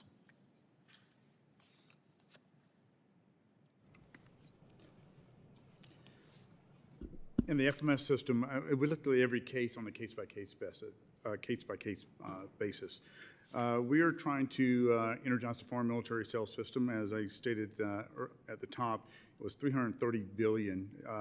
About $103 billion of that was the foreign military sales system, was in the foreign military sales system. We work very closely with our Department of War colleagues on using a variety of tools to make sure that we can accelerate the cases, that we can get the cases out the door, but also provide the capabilities and needs to our allies and partners. That includes the evaluations that I mentioned earlier on the Conventional Arms Transfer Act in accordance with the Trump administration CAT policy. Some of the guardrails in regards to foreign military sales, we want to make sure that they go to the right partners for the right reasons, for the right capabilities. If you're looking at it through the lens of the American First Arms Transfer Strategy, we want to be able to deliver the exquisite all the way down to the scalable and can deliver it on time and good enough munitions that we can deliver capability, especially in the strike areas for our allies and partners. So yeah, I like to focus on lethality and getting it out to our partners in particular. And when I look at like the exchange you had with Mr. Self, I thought highlighted the human element that needs to be there. What is really the priority? You could make a policy decision about the priority is one region or another, or one partner or another, or particularly one technology or another. But 19 sign-offs in an age of AI, we can surely automate some of that and streamline it so everybody's more aware. But the human component needs to be there. I really fear that the streamlining is broken except that we want to fast-track something and bypass Congress. I hope that we can make our own streamlined process, and I think that's been the intent behind the committee's work. I thank Mr. Zinci in particular for it, and I yield back. Thank you. And now we turn to the member from Delaware, Ms. McBride. Thank you, Mr. Chairman. Reforming America's defense sales is certainly a worthy topic of discussion, but I have to say it's inconceivable to me that we are not having a different hearing today. 2 weeks ago, this administration launched the United States into a war of choice without congressional authorization, seemingly without planning, without any concrete objectives, and without this committee conducting any semblance of oversight. This is now the second time that this committee has met since the president launched a war in Iran. So I have to ask, how on earth are we not having a hearing on that today? How do we not have a hearing even scheduled specifically on the most significant military operation in the Middle East in decades? It has been more than 2 weeks of fighting. Are we not going to have a hearing to even tackle why we are at war?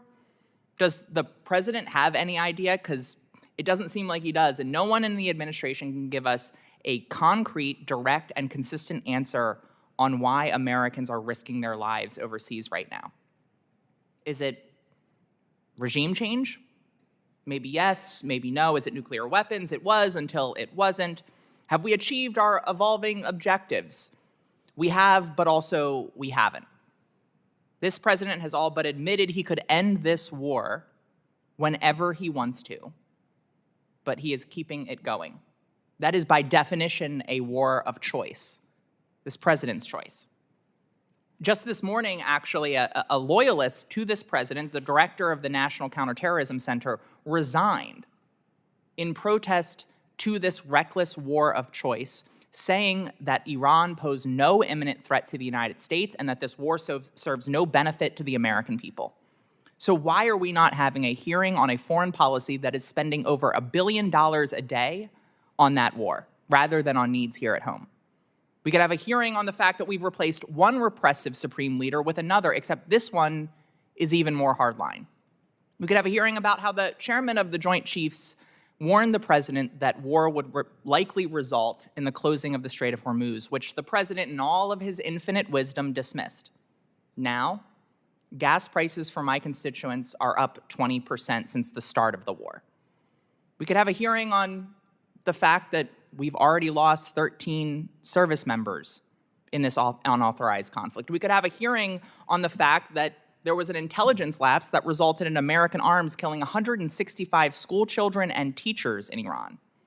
We could have a hearing on the fact that this war is boosting Russia's oil revenues, ultimately bankrolling Putin's war in Ukraine, making a peace deal even harder. We could have a hearing about how our war of choice in Iran is giving China, which continues to have its sights set on Taiwan, critical information about our operational capabilities. Or we could have a hearing about how this administration essentially planned for none of these factors in preparation for this war. Our service members, our foreign service officers are showing up to do their jobs, and they're doing it without any real answers from the administration. The American people continue to fund this war without any real answers from this administration. The least we can do in Congress is our damn job and get real answers. But since this is specifically the topic of this hearing, the administration requested, moving back to Taiwan, that this committee expedite our review and approve 2 major arms packages for Taiwan in January, totaling about $15 billion. We followed through with that. Yet following the president's call with the president of China last month, reports indicate the administration is now delaying formal notification of those same packages. So my question for you, Mr. Brown, the administration asked us to move quickly. We did. Why is the administration now delaying, and what is the purpose of that delay?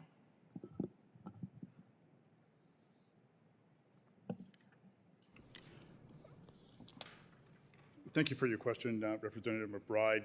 I would say that in regards to Taiwan, in the last 90 days, we have moved $11.1 billion to Taiwan. So in regards to overall, have we delayed moving things to Taiwan? We haven't. Over the last 10 years, we've moved $40 billion. And as far as deliberation on arms sales and notification for future sales, that's something that we're not prepared to share today. But happy to coordinate and work with this committee in the future as we look to move Taiwan arms sales. Can you guarantee that conversations between our president and the president of China have not resulted in any planned delays moving forward? I am not privy to the conversations between the president and the president of China. Thank you. I yield back. A couple questions really quick. Just to remind everyone, in the history of Congress, there has not been one foreign military sale that Congress has ever disapproved. Congress is notorious for delaying, but there isn't one example where Congress has actually been successful in saying no. So the congressional notification process is built around delay. But if it doesn't change the outcome, then why are we doing it? Because when I talk to the industry leaders, they're aghast with the amount of paperwork and bureaucracy behind it, but it doesn't change the outcome. The process would have to be, this committee would have to vote on it, it would go to the floor, and the Senate would have to do the same. And then you'd have to have a number so great that it would override a veto. It's never happened. And yet we've created an enormous bureaucracy. So I'm interested in the IT and the database. To me, when we have a database, one is I'm anxious to know when do you think the database will be completed, and your thoughts on whether that database, because Article 1, we have an obligation for oversight, and I can't think of a better way to oversight than actually have a database, which doesn't exist today, but if it does, I assume that database will show what system is in place, what office is accountable for it, and when the expectation is for delivery. I would think that would be at least 3 of the columns. But my kind of thoughts are that if you have a database, then the committees of jurisdiction should have access to that database, as we do with the FMS only list or the U.S. munitions list. And that should suffice, because that's the guide. That's the guide that you would use to hold people accountable, to make sure that someone's in charge and held accountable, because that's the tool I think that you would use to manage the system. I would think this body should have access to that, at least the committees of jurisdiction, the ranking member, and the chair. So if they do have questions on it, they can look with some degree of at least certainty. So one is that when do you expect the database to be completed, and what do we do? What do we need? What do you need for us to expedite it? Thank you very much, Congressman, for your question. As you say, we're quite excited about the development of this end-to-end look at foreign military sales.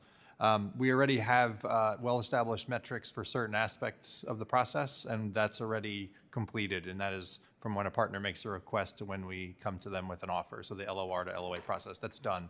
Our colleagues in the Army this is not a competitive thing, but our colleagues at the Army are furthest along. They have provided the most data, and we expect to have an end-to-end look at their cases, which are about 38% of the total, in the coming months. We also have a task under the executive order to provide information on our metrics and provide them publicly. So we intend to do that as well. I would offer that would be, I think, on elements of our development of cases, I think that'll be a useful way to show our progress. Is the database integrated between Department of Commerce, Department of War, and State? Thank you. The Department of State has done some of its own work related to the DCS system, our colleagues in DDTC under Mr. Brown. So they already are publishing their metrics for license approval on their website. So they're a bit ahead of us, and we're looking to catch up with them. But they are separate at this time. Is it separate because they're on a different system, or is the vision to integrate into one database? Well, so they are quite separate in terms of the data sources they draw from, and candidly, the complexity of developing FMS numbers versus direct commercial sales numbers, which are licensing metrics, which are sort of wholly sort of retained by the Department of State in concert with the Department of War in 1 or 2 systems. So it's more complicated on the FMS system, sir. is the vision to have one database where someone in charge can look down at whether it's an ITAR or FMS only or a system and say this is where it's at? Thank you for the question. At this time, the challenge, I mean, we are head down focused on making sure we can achieve this for military sales. Certainly, that it could be something that we would look to integrate fully with the DCS system in the future, but we're really committed to doing our part on the FMS side right now. Was there anything you need from Congress to expedite it? Not this time, no. We're able to resource this with our resources from collections from our partners and a bit of Title X resourcing as well. And lastly, would you think it would be a good idea, I mean, to revamp the congressional notification, to use that as a basis, the list? I would have to defer to Mr. Brown on the matters of congressional notification. I'll give myself an extra minute because I'll give the gentleman from Mr. Sherman an extra minute too. So first of all, as Mr. Miller said, we are in the DCS case, in direct commercial sales, we are already posting the timelines. We have chat boxes. You can go into the site and search. You can see how long it takes to process a license. That is out there basically in the DDTC website. You can see that information, and we obviously process about 26,000 licenses a year, about 2,100 a month, and you can see that data that's there is almost like a stock market ticker. In regards to congressional notifications, if you could give me a little more context to what you're looking for there. I'm running out of my time. Mr. Chairman, do you have a question? Oh, I've got a few, and I would hope that we would continue the tradition I've seen in this Congress over 30 years where the Democrats and Republicans would both have equal amounts of time. I know that you had asked some questions earlier than 5 minutes here or 6 minutes here, although I realize that I'm the only Democratic member currently here, and maybe It is the chair's discretion. I would hope that in my 30 years, sir, the discretion has always been equally divided. And if we're going to... It is the chair's discretion. You may ask a question, sir. Why, thank you. Now, Mr. Duffy, we're using a lot of weapons. First Ukraine, now Iran. Who knows what weapons we'll need to invade Greenland.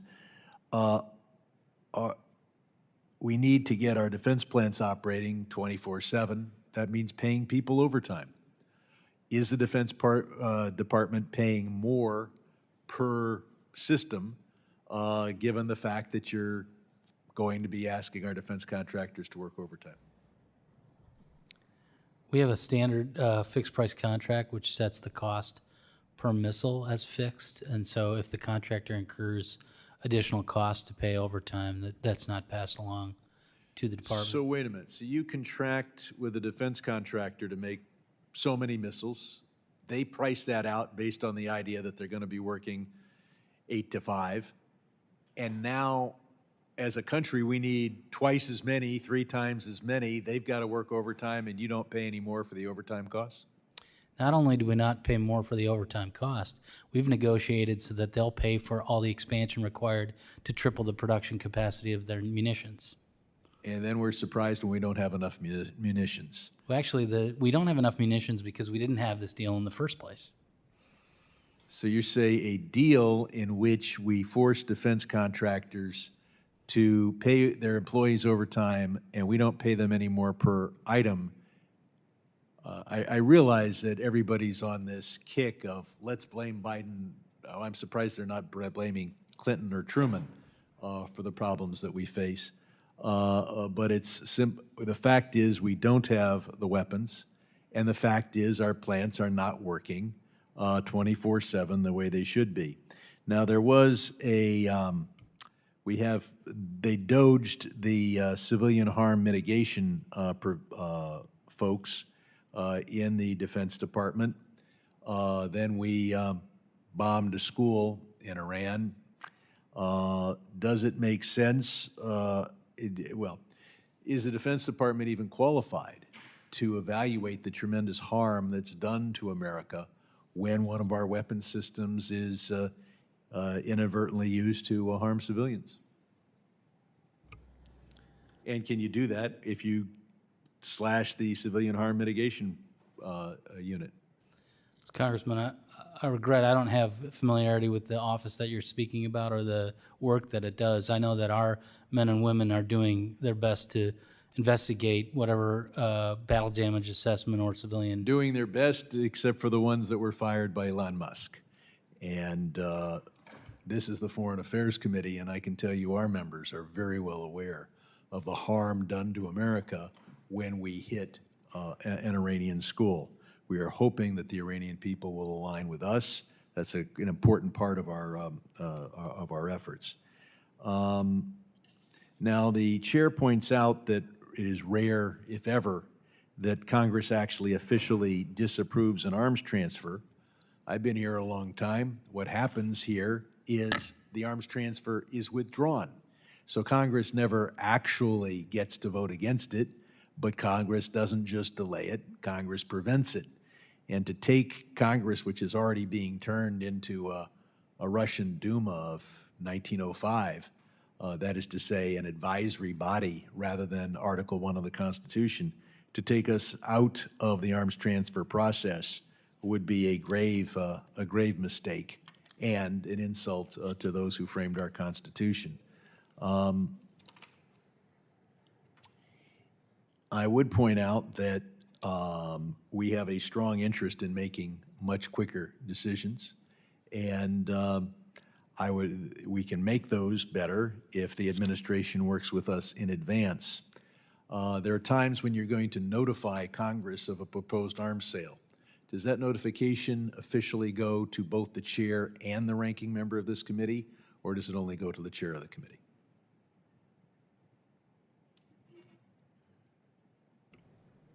Notification goes to the chair and the ranking member. Now, the rules of the House require the chair to then provide that to the ranking member. There was a recent incident where the chair failed to act, it is again, that's a breach of well over 100 years of tradition in this House. And I refer, of course, to the notification pursuant to a provision that I wrote requiring an advance notification with regard to a possible nuclear cooperation agreement that didn't meet the gold standards for safeguards. So can we get a commitment from either the acting chair of this committee or better yet from the administration that when notifications are sent to Congress, they'll be sent to both Democrats and Republicans, both to the chair and the ranking member? Can you commit to that? We'll commit to the procedures that we continue to follow with the committee. In spite of the fact that those... And I will time, and I've given you an extra minute just to be fair. So with that, I turn to the gentleman from the great state of Florida. Thank you, Mr. Chairman. I've got a question for Mr. Miller. I have questions about why the Department of War has thought selling certain weapons to certain countries is acceptable.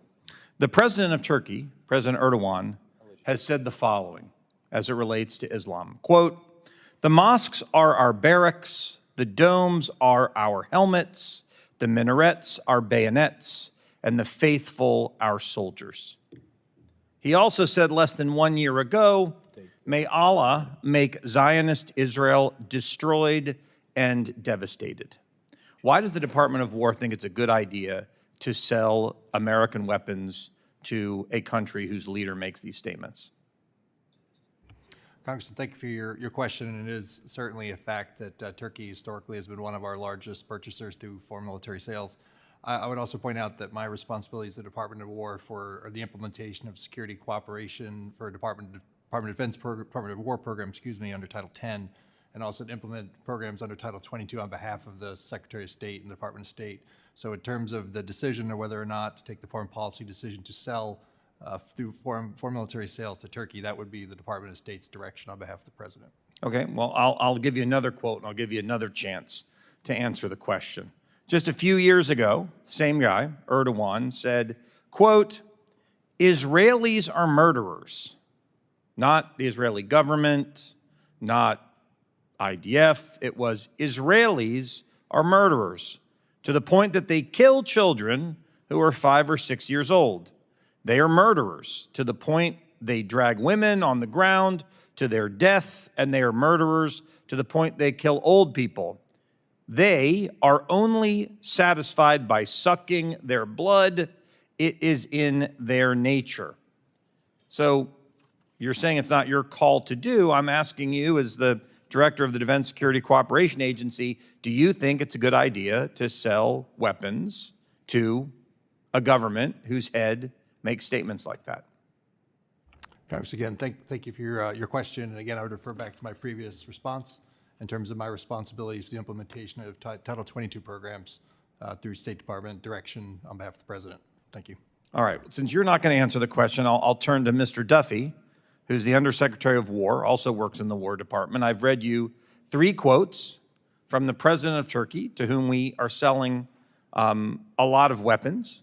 Do you think it's a good idea for the Department of War to be selling these weapons to a country whose leadership has made, and by the way, I got like 20 more quotes. That's just the first 3. Do you think it's a good idea to be selling weapons to a country that's made these statements about Jews and Israel and other things? My response is similar to Director Miller, which is my responsibility is to fulfill the orders of the State Department and my Department of War colleagues about which allies we would sell weapons to. Okay. If it was up to you, would you sell these weapons to a country that said, I'll just give you another one so you have time to think. Zionism is a crime against humanity. Or here's one more. The world is watching the barbarity of a psychopath. Netanyahu is a vampire who feeds on blood. If it was up to you, do you think, as someone in the Department of War, this is a country we ought to be selling weapons to? I don't endorse any of the statements. I think they're atrocious. But in terms of making a decision, it's not within my expertise or knowledge set to make a balanced decision about whether or not that is in the advantage of the United States to national security to sell weapons to Turkey. Okay. Well, I'll conclude my time by making remarks, which is when we sell our weapons to countries, we need to make sure those weapons aren't going to be used against our interests or that of our friends. And I think that the comments that I've made, by the way, the first quote about the mosques being the barracks and the worshipers being the soldiers, that's actually an almost 30-year-old quote. But then the quote about may Allah make Zionist Israel destroyed and devastated is a less than 1-year quote. So a 30-year pattern of making these kinds of very, very offensive statements. I would just encourage the Department of War, because I know I will be taking a look at that as well as other countries that I don't know should be having American weapons sold to them. Mr. Chairman, I yield back. Thank you. Now I turn to the gentleman from Maryland, Mr. Olszewski. Thank you, Mr. Chairman. And I'll just open by reminding my colleague that, yes, our words do matter, and we should be mindful of all those that we put out there. Thank you for this opportunity. Thank you to our witnesses for being here, for your many years of government service. I know that we're here to examine defense sales, but I have to first state for the record, as many of my other colleagues have said today, it is extremely frustrating that we are now on the 3rd week of a war with Iran, a war that is costing American lives and tens of billions of taxpayer dollars, and yet this committee has failed to have a single public hearing on it. U.S. foreign policy depends on clarity, consistent, coherent communication with the American people. And right now, that clarity is nowhere to be found. Among other impacts, the Trump administration's decision to circumvent Congress and start this war of choice has had significant consequences across the world, including for our partners in the Indo-Pacific. I've been fortunate to travel to the Indo-Pacific region twice during my time so far in Congress, first to New Zealand and the Pacific Islands, and then to Taiwan. On those trips, I heard time and again how important consistent and reliable defense partnerships are to security in the region. I think that's as urgent now as ever, as we see reports of large-scale Chinese military aircraft near Taiwan. On Sunday, Taiwan's defense ministry detected 26 Chinese military aircraft around the island.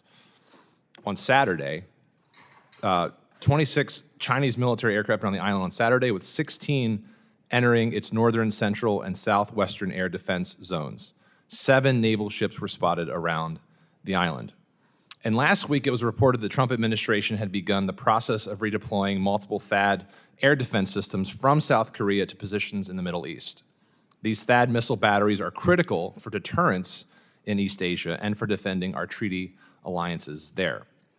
But deterrence only works if commitments are both credible and sustained.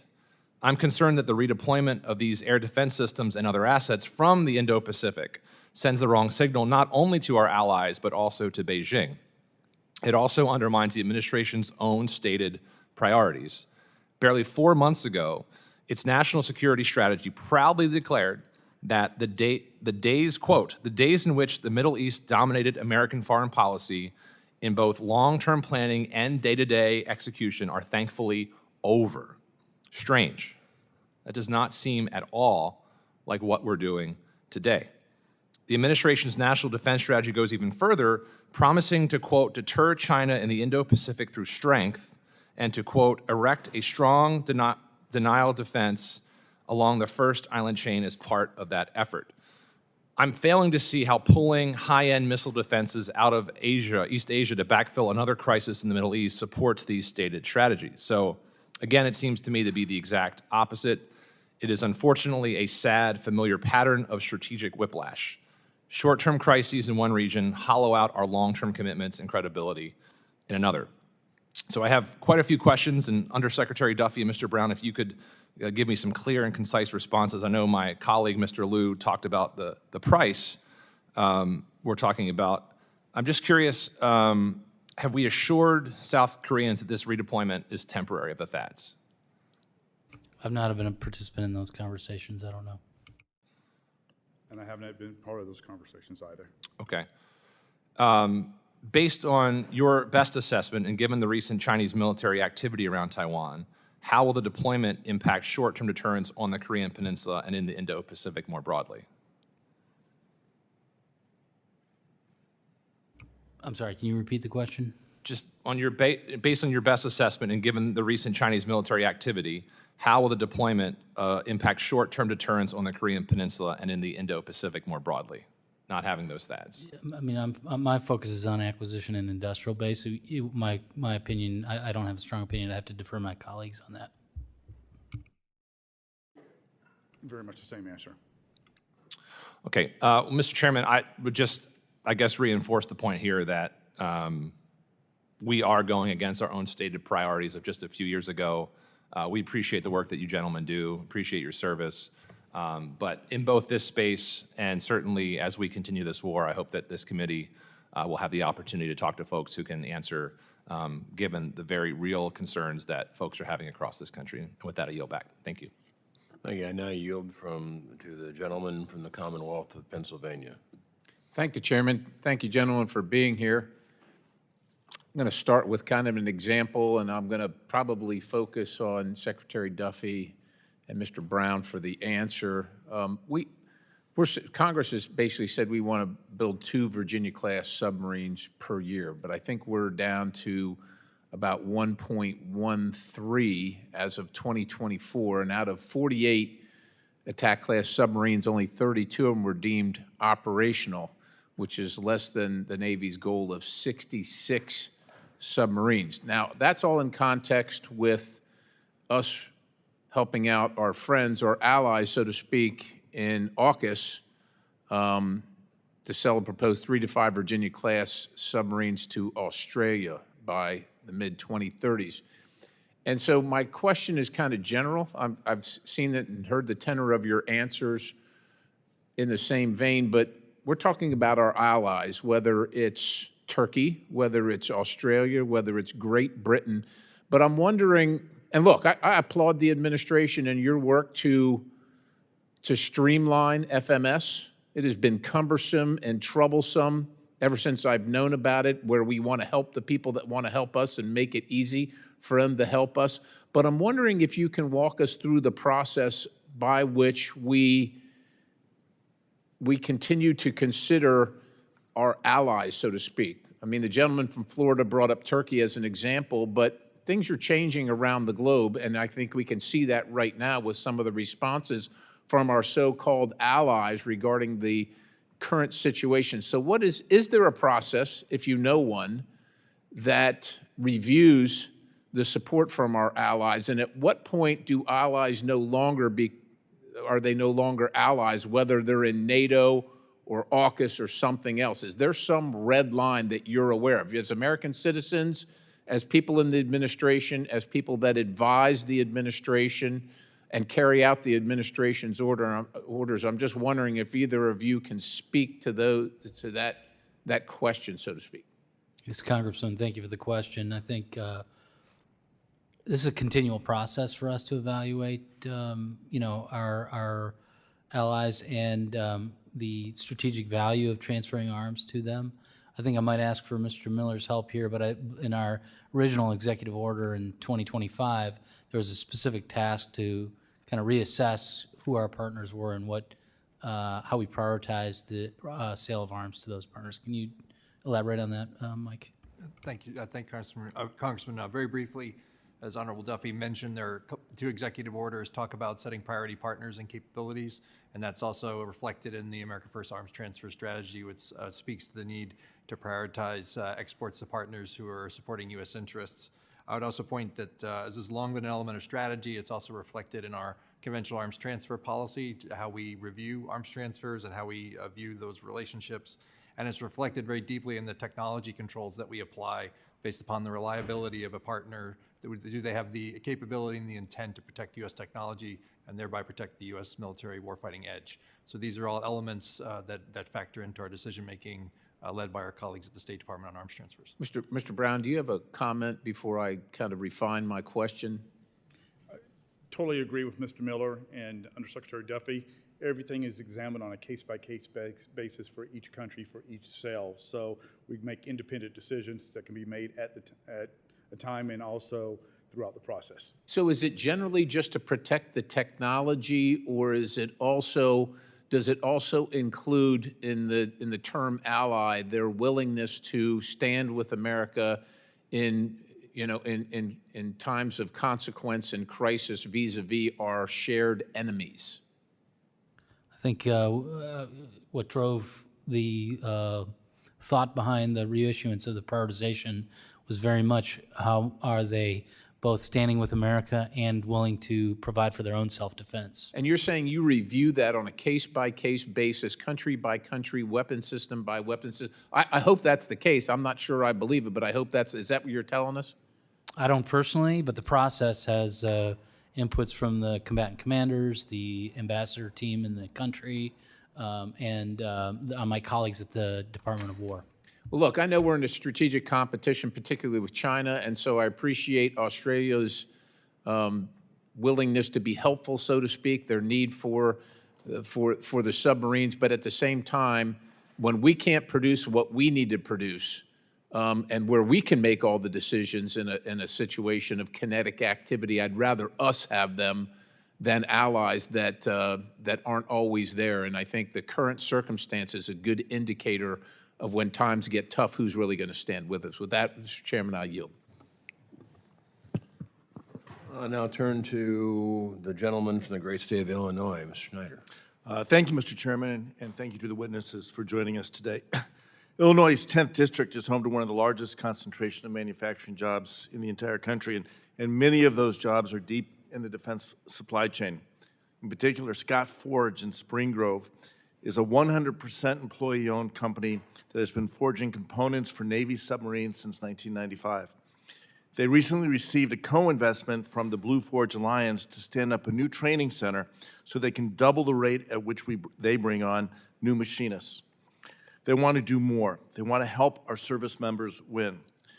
The question, one of the key questions here, is whether the administration is doing everything it can, doing what it takes to make sure we win.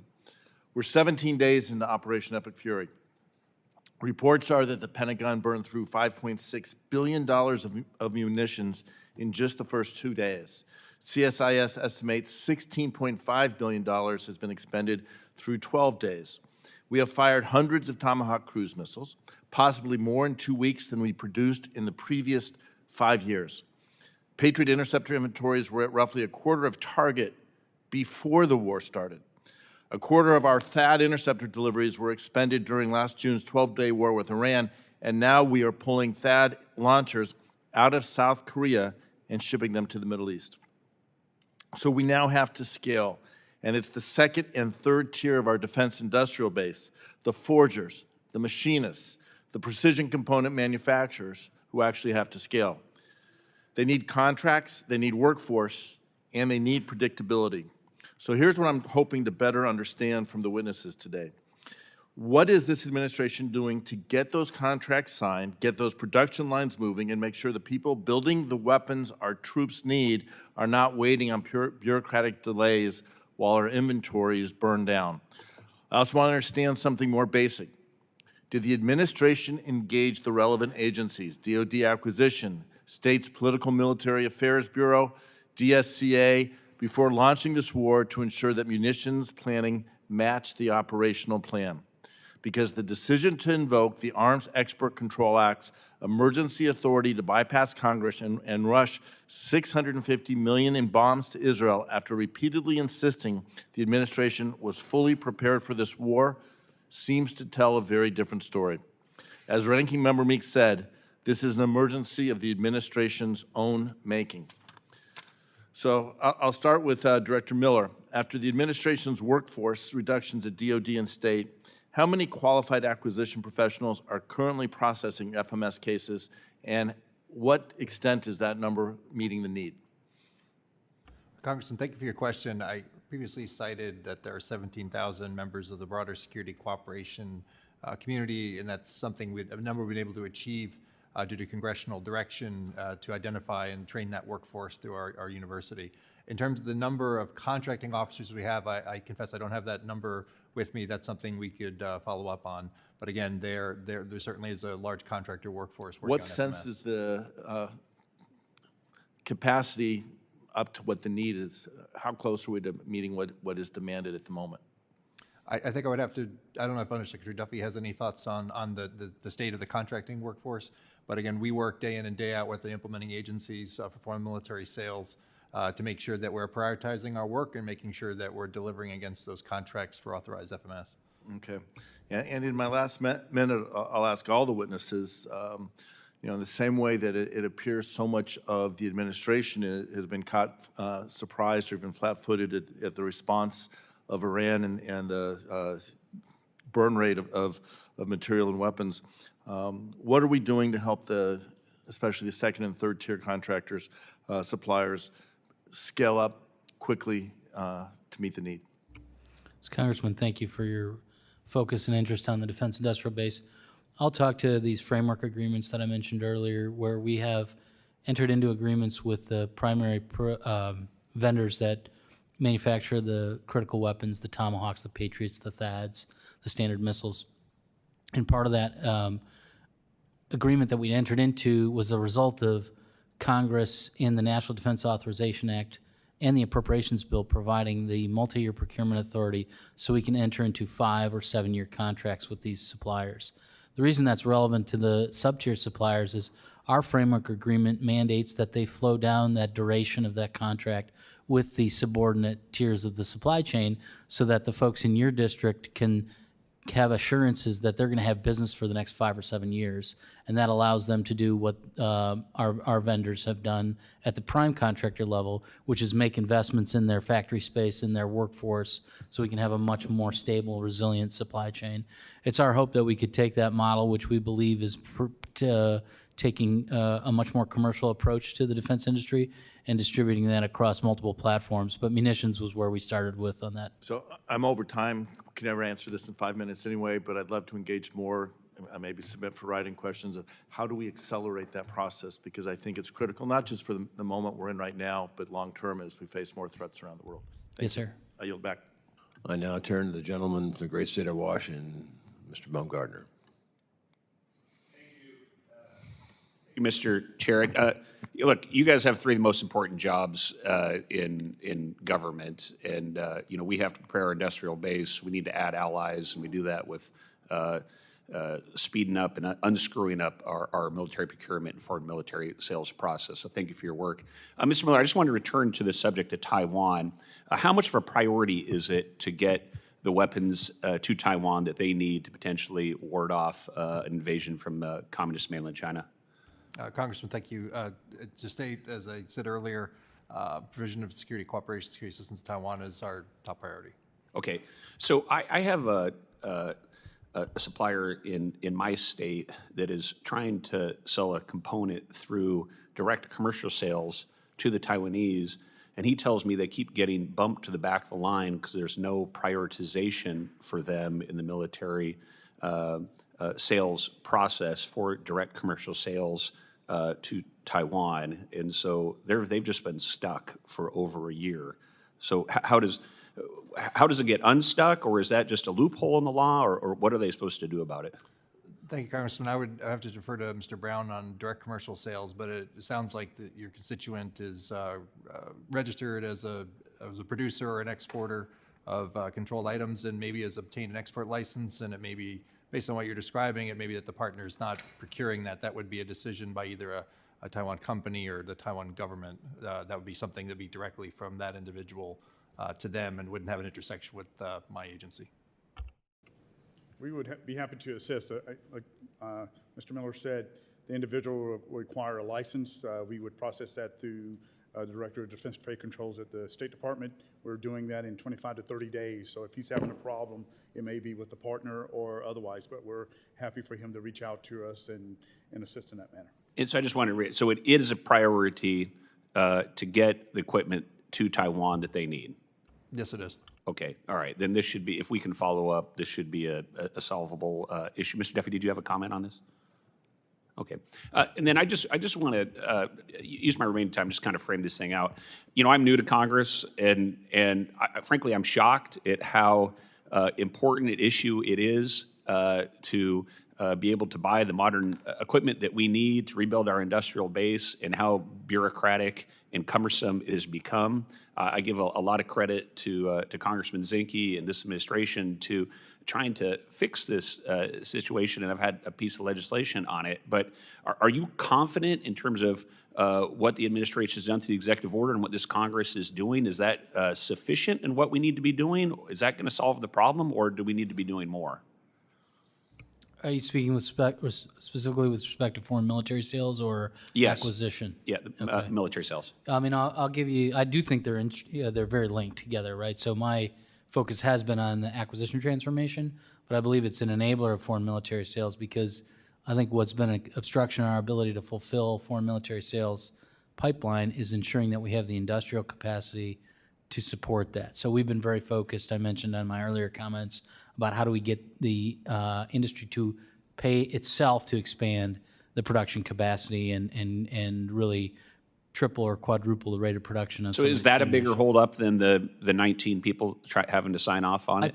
I think they're both require attention for improvement, and I think we're getting after both of them. So, and I'll defer to Mr. Miller on the FMS process standpoint, but we've been very focused on. So just a quick example, just every time. You know, I was out in Nigeria right before Christmas talking to their government about the issue of Christians being targeted by jihadists, and they said, we agree, it's a problem. We've paid for Cobra attack helicopters to try to get after the jihadists. You guys won't sell them to us. Please sell them to us. We don't want to buy Russian equipment, but you're leaving us with no example. So what is the holdup in this case with the Nigerians?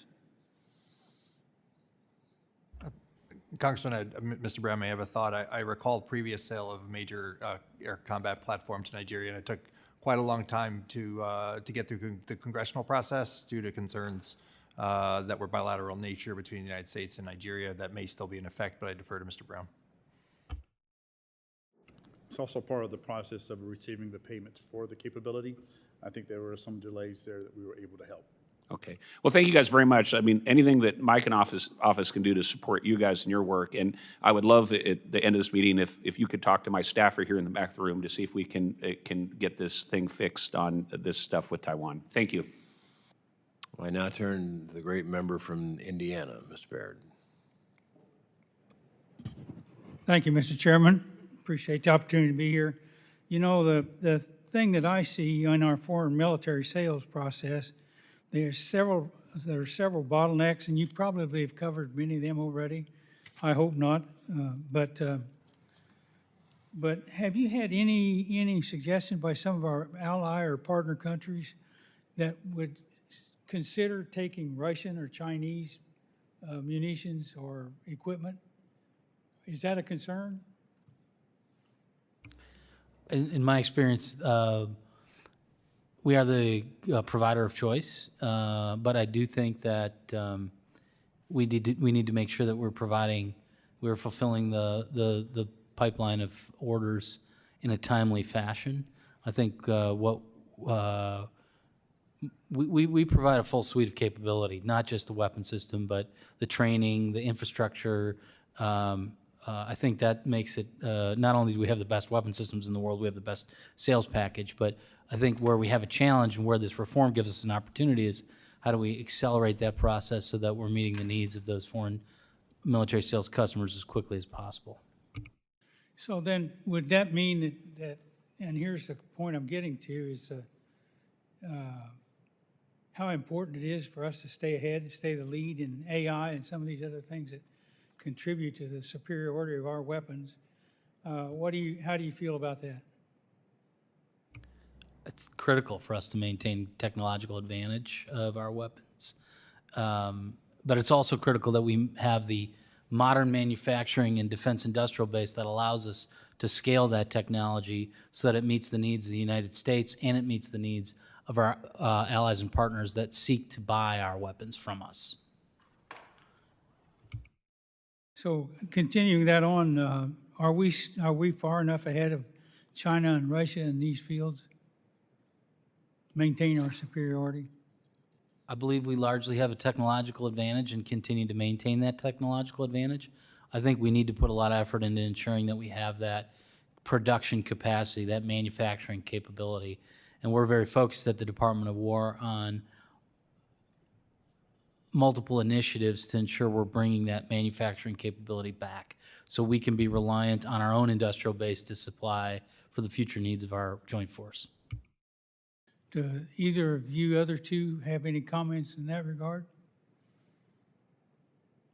I would just echo the Undersecretary's statement. I sit across from ministers of defense and defense ministers, and they all want to partner with the U.S. They want U.S. capability, they want U.S. kit, and it's all about whether we can produce it in the time frame that they need it. Same comment, sir. Thank you, Mr. Chairman. I yield back. I think I now turn to the gentleman from the territory of Guam, Mr. Moylan. Thank you, Mr. Chairman. Mr. Brown, Honorable Duffy, and Mr. Miller, thank you so much. This is an important matter for me and especially for our nation, but this matters a lot to my district in Guam because this unnecessary red tape, of course, weakens the deterrence in places like Taiwan and the Philippines. So Guam being the second island chain, it's shared with us how important our first island chain needs to have what they need to have in order to protect the most western soil as well as their own. These are our allies to protect themselves, but what this means for the territory of Guam if we don't provide these systems that they need to have, or the ammunition that they need to have. Guam's also like way out there. Would you agree that we are just part of the islands out there too, whether we're the second or the first, but we have no other, at this time, no other resources really, and as we build our golden dome for the island, but it's not there yet. Take an opportunity to show why reforming this defense and sales defense and getting the ammunitions our allies need for the first island chain especially is so important to the territory of Guam, USA. Start with you, Mr. Brown. We spent a lot of time focused on the Pacific Island and Guam and the work that we're doing in the Indo-Pacific with allies like, as you said, in the Philippines and others. We are working very hard to get the capabilities that these countries need. and working through the requests that they have and the capabilities for them to acquire those requests. We have provided a significant amount of foreign military funding to a number of these partners. Part of it is absorptive capacity for them to be able to spend it in their systems and to get the capabilities they need. We are working very closely with them to be able to get them to through the process to execute the sales that they or acquire the capabilities that they need. Thank you. Honorable Duffy. I think I'd point to, you know, the recent Taiwan arms sales, the $11 billion package that was announced in December as, you know, a demonstration of our commitment. I think the National Defense Strategy also highlights, you know, the commitment that we've made to deterring China and the Indo-Pacific through strength, not confrontation. And then I would say that the work that I'm leading in the department to ensure that we have a defense industrial base that's robust enough to support the needs of the U.S. Joint Force and to be able to supply the foreign military sales pipeline will be key to ensuring that we can fulfill those orders to our allies and partners in the Indo-Pacific region who can make their contribution to the collective defense. Thank you. Mr. Miller? Not to repeat, but just to add the comments of my colleagues, certainly we have great appreciation also for Congress's role here in providing authorities for security assistance and security cooperation, both Title 10 and Title 22, including the new TSCI fund available for Taiwan at $1 billion, I think, in the most recent authorization. Just the vital nature of that, foreign military financing, foreign military finance-backed loans and loan guarantees, all of those security assistance authorities that we can bring to bear to support our partners in the Indo-Pacific and elsewhere are vital to us. Thank you. Excellent. So our situation with South Korea and their munition supply and where we had to focus, would that be a similar situation for Guam, or does anyone know if they heard anything about removing or transferring weapons from Guam for our east situation? I've heard no discussion on that, no. Same. No, sir. Thank you. That's very helpful because, of course, we have a lot of, I don't know where these experts come from, but you folks are my experts, and there's a lot of saying that's going around that the island is going to be next to be removed their ammunition in order to support what's happening and the other conflicts that we're dealing with. So thank you for that assurance. And plus, in the NDAA and the FY26 NDAA, we do have a requirement by Congress, at least 10 days if anything was to be transferred from the island because of that purpose. So I thank you for that. I thank you for the assurance of protecting our most western soil by helping our allies in the first island chain, especially in the second island chain, what that does for the United States and for our territories. Thank you all. Thank you, Mr. Chairman. Now I'll turn to the newest member of the Foreign Affairs Committee, the great member from the great state of Ohio. Thank you, Mr. Chairman. It's an honor to be here. Once again, thank you to the witnesses for taking the time out of your busy schedules to be here today. I'm honored to be joining this committee at such a pivotal moment for American diplomacy and foreign policy. Defense sales are one of the most impactful ways that the United States can conduct diplomacy, strengthen our alliances and partnerships, and improve the lethality of our own armed forces. It also supports the jobs of millions of Americans that manufacture these impressive machines every day, including hundreds of thousands of jobs in my home state of Ohio.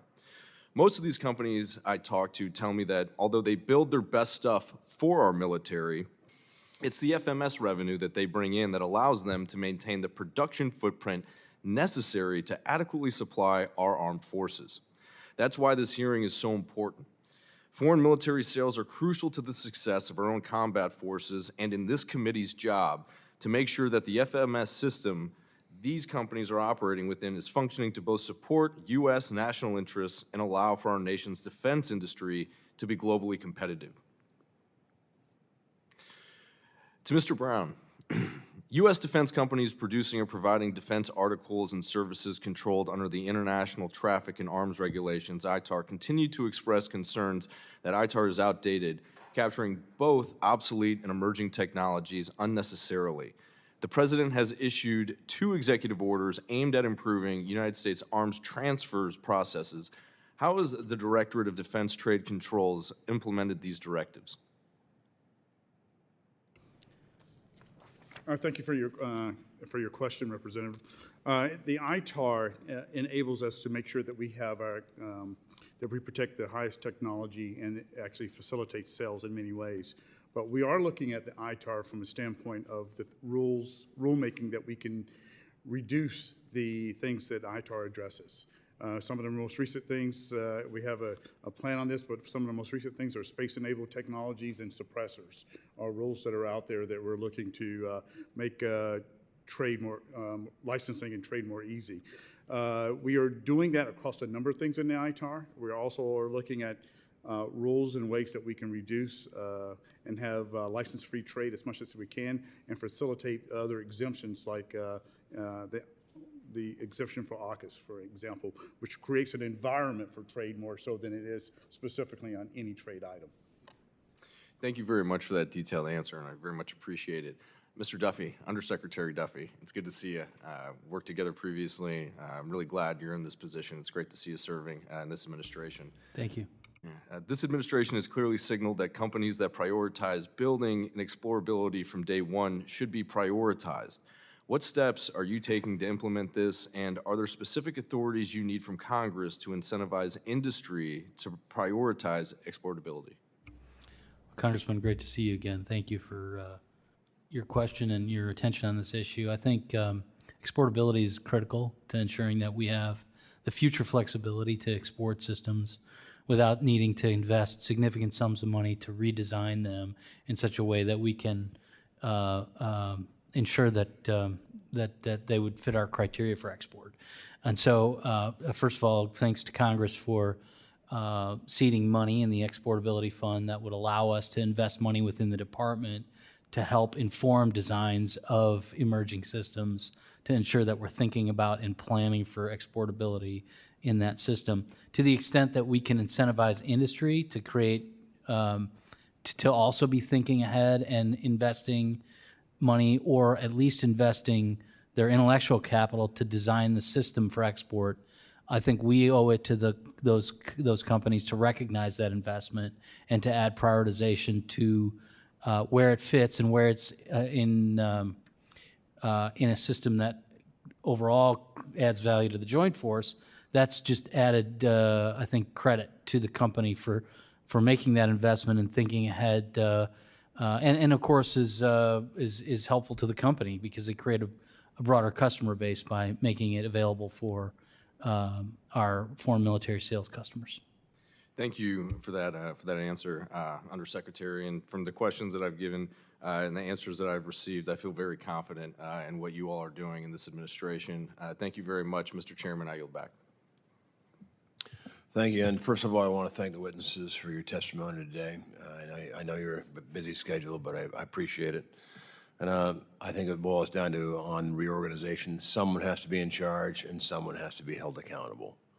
And we look forward to working with you as you go through the myriad of executive orders and sort through them and figure out what works and what changes the goal. I have to tell you, I've talked to the president, and I said, I think that from the beginning initiation from the State Department to contract, it ought to be about 6 months, and then we ought to be able to deliver it in about 18 months. And of course, he thought that timeline was too long.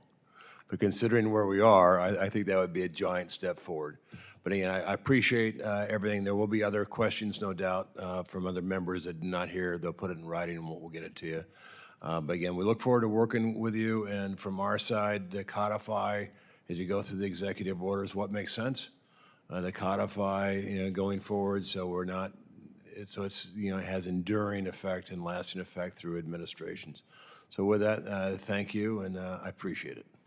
This meeting is adjourned.